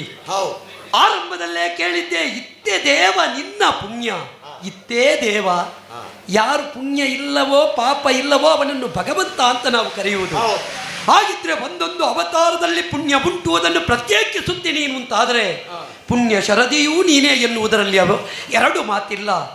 ಇವತ್ತು ಪುಣ್ಯವನ್ನು ಅವನ ಬಾಣಕ್ಕೆ ನೀ ಕೊಟ್ಟಿದ್ದಿ. ನಾವು ಇಷ್ಟರವರೆಗೆ ಭಾವಿಸಿದ್ದು ಅವ ಆಳುವ ಅಂತ, ಅಂದ್ರೆ ಆಳುವವ ಅಂತ.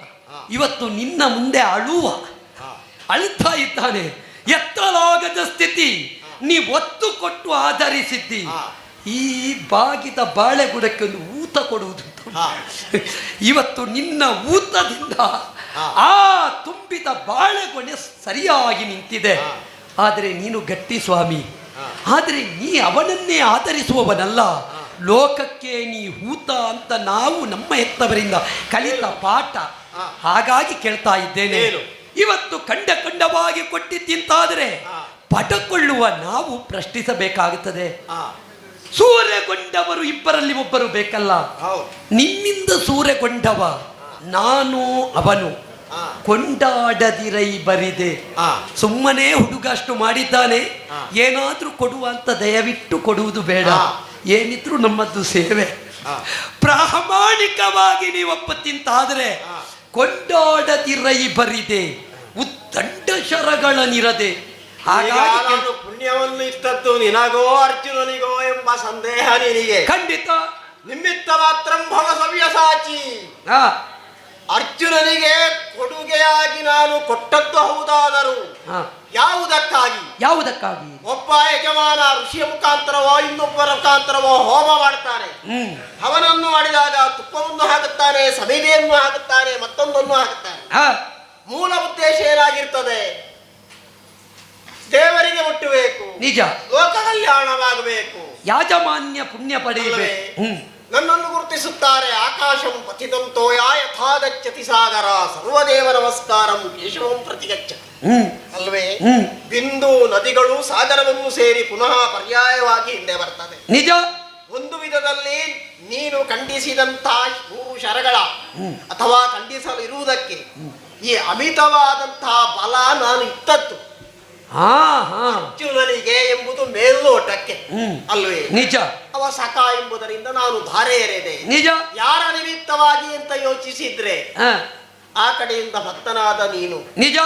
ನಿನಗಾಗಿ ನಾನು ನಿಯೋಜಿಸಿದ್ದರಿಂದ ಹಾ ಇದರ ಪಾಲು ನಿನಗೇ ಬರ್ತದೆ.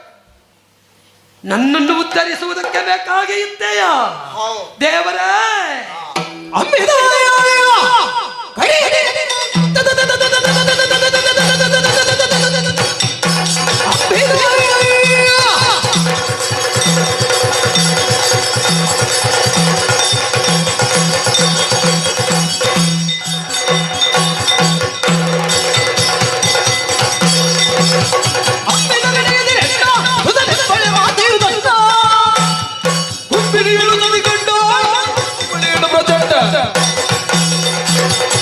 ಭಗವಂತ, ನೀನಿದ್ದ ಪುಣ್ಯವನ್ನು ಯಾವತ್ತೂ ನಾ ತಿರಸ್ಕರಿಸುವವನಲ್ಲ.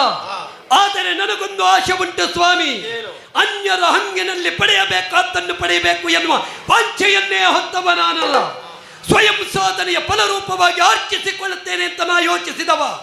ಈ ಕಾಲಕ್ಕೆ ನೀನೇ ಆಡಿದೆಯಲ್ಲ, ಬಿಟ್ಟದ್ದು ಮರಳಿ ಸೇರಬೇಕಾದದ್ದು ವಾಯುತತ್ವವನ್ನೇ ಎಂಬ ಹಾಗೆ ಸರ್ವವ್ಯಾಪಕನಾದ ಪಂಚಭೂತಾಧಿಪತಿಯಾದ ಭೂತನಾಥೇಶನ ಸಕನಾದ ನಿನ್ನನ್ನು ಸೇರುತ್ತದೆ ಅಂತಾದರೆ, ಇಂದು ನೀನು ಇದ್ದು ಪಾರ್ಥನಿಂದ ಇದ್ದ ಬರುವ ಬಾಣವನ್ನು ನಾ ಖಂಡಿಸ್ತೇನೆ. ಖಂಡಿಸಲಾಗದೆ ಹೋಯಿತು ಅಂತಾದರೆ ನನ್ನ ಹೆತ್ತ ತಾಯಿ ನನ್ನನ್ನು ಮಗ ಅಂತ ಕರೆಯುವುದಕ್ಕಿಲ್ಲ. ನನ್ನ ಜನ್ಮಕ್ಕೆ ಕಾರಣನಾದ ನನ್ನ ಅಪ್ಪ ಹಂಸಧ್ವಜ ಭೂಪತಿ ಸುತ ಅಂತ ಕೊಂಡಾಡುವುದಕ್ಕಿಲ್ಲ. ಸಹೋದರರು ನಮ್ಮ ಒಡ ಹುಟ್ಟಿದವನೆಂದು ಹೇಳುವುದಕ್ಕಿಲ್ಲ.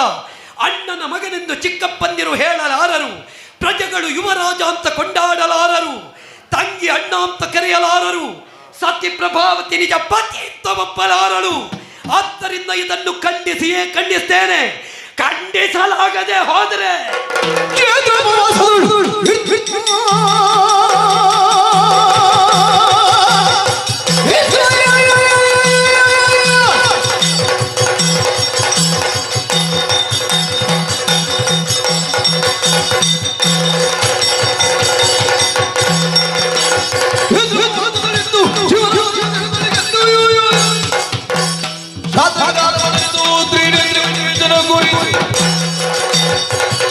ಕೃಷ್ಣ ಪರಮಾತ್ಮ, ಈ ಪ್ರಪಂಚದಲ್ಲಿ ಮಹಾಪರ್ವಕಾಲ, ಪರಮ ಪರ್ವಕಾಲ ಅಂತ ಹೇಳಲ್ಪಟ್ಟದ್ದೇ ಶಿವರಾತ್ರಿಯ ಶುಭ ದಿನ. ಅಂತಹ ಶಿವನ ಪ್ರೀತ್ಯರ್ಥವಾದ ಮಹಾಶಿವರಾತ್ರಿಯ ಪರ್ವಕಾಲದಂದು ಶಿವನ ಸದ್ಭಕ್ತನೊಬ್ಬ ಅಗವಿನಾಶಿನಿಯಾದ ಗಂಗಾ ನದಿಯಲ್ಲಿ ಮಿಂದು ಶಿವನ ಜ್ಯೋತಿರ್ಲಿಂಗವನ್ನು ಕಾಶಿಯ ಪುಣ್ಯಕ್ಷೇತ್ರದಲ್ಲಿ ಅರ್ಚಿಸುವ ಕಾಲ. ಅದು ಬಿಲ್ವಪತ್ರಾರ್ಚನೆಯಿಂದ ಏಕಬಿಲ್ವ ಸಮರ್ಪಣಂ ತ್ರೈಜನ್ಮ ಪಾಪ ಸಂಹಾರಣಂ ಎಂಬ ಹಾಗೆ ಶಿವನಿಗೆ ಅಡಿಗಳಿಗೆ ಬಿಲ್ವ ಪತ್ರಾರ್ಚನೆ ಗೈಯುವ ಕಾಲದಲ್ಲಿ ಒಬ್ಬ ಶಿವದ್ವೇಷಿ ಹೋಗಿ ಶಿವಭಕ್ತನಿಗೆ ಎಡಗಾಲಿಂದ ಬದೆದ ಅಂತಾದರೆ ಅಂತಹ ಪಾತಕಿಗೆ ಬರುವ ಪಾಪ ಈ ಸುಧನ್ವನಿಗೆ ಬರಲಿ, ಪ್ರಯೋಗಿಸಲಿ. ಓಂ ನಮಃ ಕೃಷ್ಣಾರ್ಪಣ.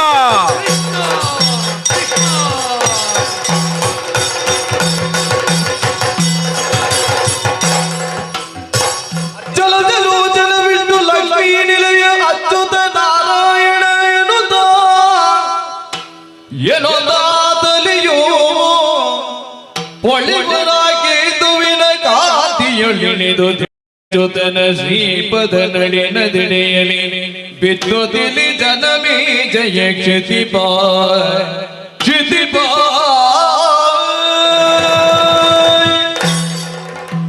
ಅರ್ಜುನ, ಕೃಷ್ಣ, ಭಾವನ ಜೀವಿಯಾದವರು ಈಗಿನ ಈ ವ್ಯಥೆಯ ಕಥೆಯನ್ನು ಕಂಡಾಗ ಕಣ್ಣೀರಿಳಿಸುವುದುಂಟು. ಹೌದು. ಆದ್ರೆ ಒಂದು ನೆಮ್ಮದಿ. ಹಾ, ದೇವನಾಗಿ ನಾನು ಏನು ಸುಧನ್ವನಿಗೆ ಕೊಡಬೇಕಿತ್ತೋ ಅದನ್ನು ಕೊಟ್ಟೆ. ಕಂಡೆವು ದೇವರೇ. ನಿನ್ನನ್ನು ಗೆಲ್ಲಿಸುತ್ತೇನೆ ಎಂಬ ಪಂಥವನ್ನು ಸತ್ಯವಾಗಿಸಿದೆ. ಭಾವಗಮ್ಯನಾದ ಭಗವಂತನಾಗಿ ಯಾರಿಗೆ ಯಾವುದನ್ನು ಕೊಡಬೇಕೋ ಅದನ್ನು ಕೊಟ್ಟೆ. 3 ಬಾಣವನ್ನು ನೀನು ಪ್ರಯೋಗಿಸಿದಾಗ ಕತ್ತರಿಸುತ್ತೇನೆ ಎಂದು ನನ್ನ ಆಭಕ್ತ ಹೇಳಿದ್ದ. ಕತ್ತರಿಸಿದ್ದ 3. ಹೌದು. ಆದ್ರೆ ಆ ಒಂದು ಮನೇ ಹೋಗಿ ಹಾ, ನನ್ನ ಪ್ರಭಾವದಿಂದ ಅವನ ಶಿರವನ್ನು ಕತ್ತರಿಸಿತ್ತು. ಹೌದು. ಶಿರವಾದರೂ ಗೋವಿಂದ ಧ್ಯಾನದಲ್ಲೇ ನಿರತವಾಗಿದೆ. ನಿನ್ನ ಕೈಗೆ ಬಂದು ಬಿದ್ದಂತಹ ಸಂದರ್ಭ, ಅದನ್ನೆತ್ತಿ ನೀ ಬಿಸಾಡಿದೆ. ಆ ಕ್ಷಣವೇ ಹಾ, ಪರಮೇಶ್ವರನ ದೂತರು ಹೌದು, ನನ್ನನ್ನು ಸ್ತುತಿಸುತ್ತಿರುವಂತಹ ರುಂಡವನ್ನು ತಮ್ಮ ಮಾಲೆಗೆ ಯೋಗ್ಯ ಅಂತ ಪರಮೇಶ್ವರ ದೇವರಿಗೆ ಕೊಟ್ಟು ಅವನದ್ದಾದ ಶಿರವು ರುಂಡಮಾಲೆಯಲ್ಲಿ ಲೀನವಾಯಿತು. ಸುಧನ್ವನನ್ನೇ ಸೇರಿದ. ಹಾಗಿದ್ದರೆ ಅಂತಹ ಚೈತನ್ಯ ಶಕ್ತಿ ಎನ್ನುವುದು ಕೊನೆಗೂ ನಿನ್ನನ್ನು ಸೇರಿತು. ಹಾಗಿದ್ದರೆ ಯಾವುದು ಎಲ್ಲಿಗೆ ಸೇರಬೇಕು ಅದು ಸೇರಿತು ಎನ್ನುವಲ್ಲಿಗೆ ಸುಧನ್ವನಿಗೆ ಮೋಕ್ಷವಾಯಿತು. ಹಾಗಾದ್ರೆ ಅವ ಪ್ರಸ್ತಾಪದ್ವಯನ ಒಂದು ಮಾತಾಡಿದ್ದ, ಬಾಳೆ ಮರಕ್ಕೆ ಒಂದು ಊತ ಕೊಡುವುದು ಅಂತ. ನಿಜವಾಗಿ ನೋಡಿದರೆ ನೀನು ನನಗೆ ಊತ ಕೊಟ್ಟದ್ದು ಒಂದು, ಅವನಿಗೂ ಕೊಟ್ಟದ್ದು ಊತವೇ. ಬೀಗಿ ಬೆಳೆದ ಗೊಣೆಮಾಳೆಯಂತೆ ಬಾಗಿಕೊಂಡಿದ್ದರೆ ಬೇಡಿದ ಪದವಿಯನ್ನು ಕೊಡುವ.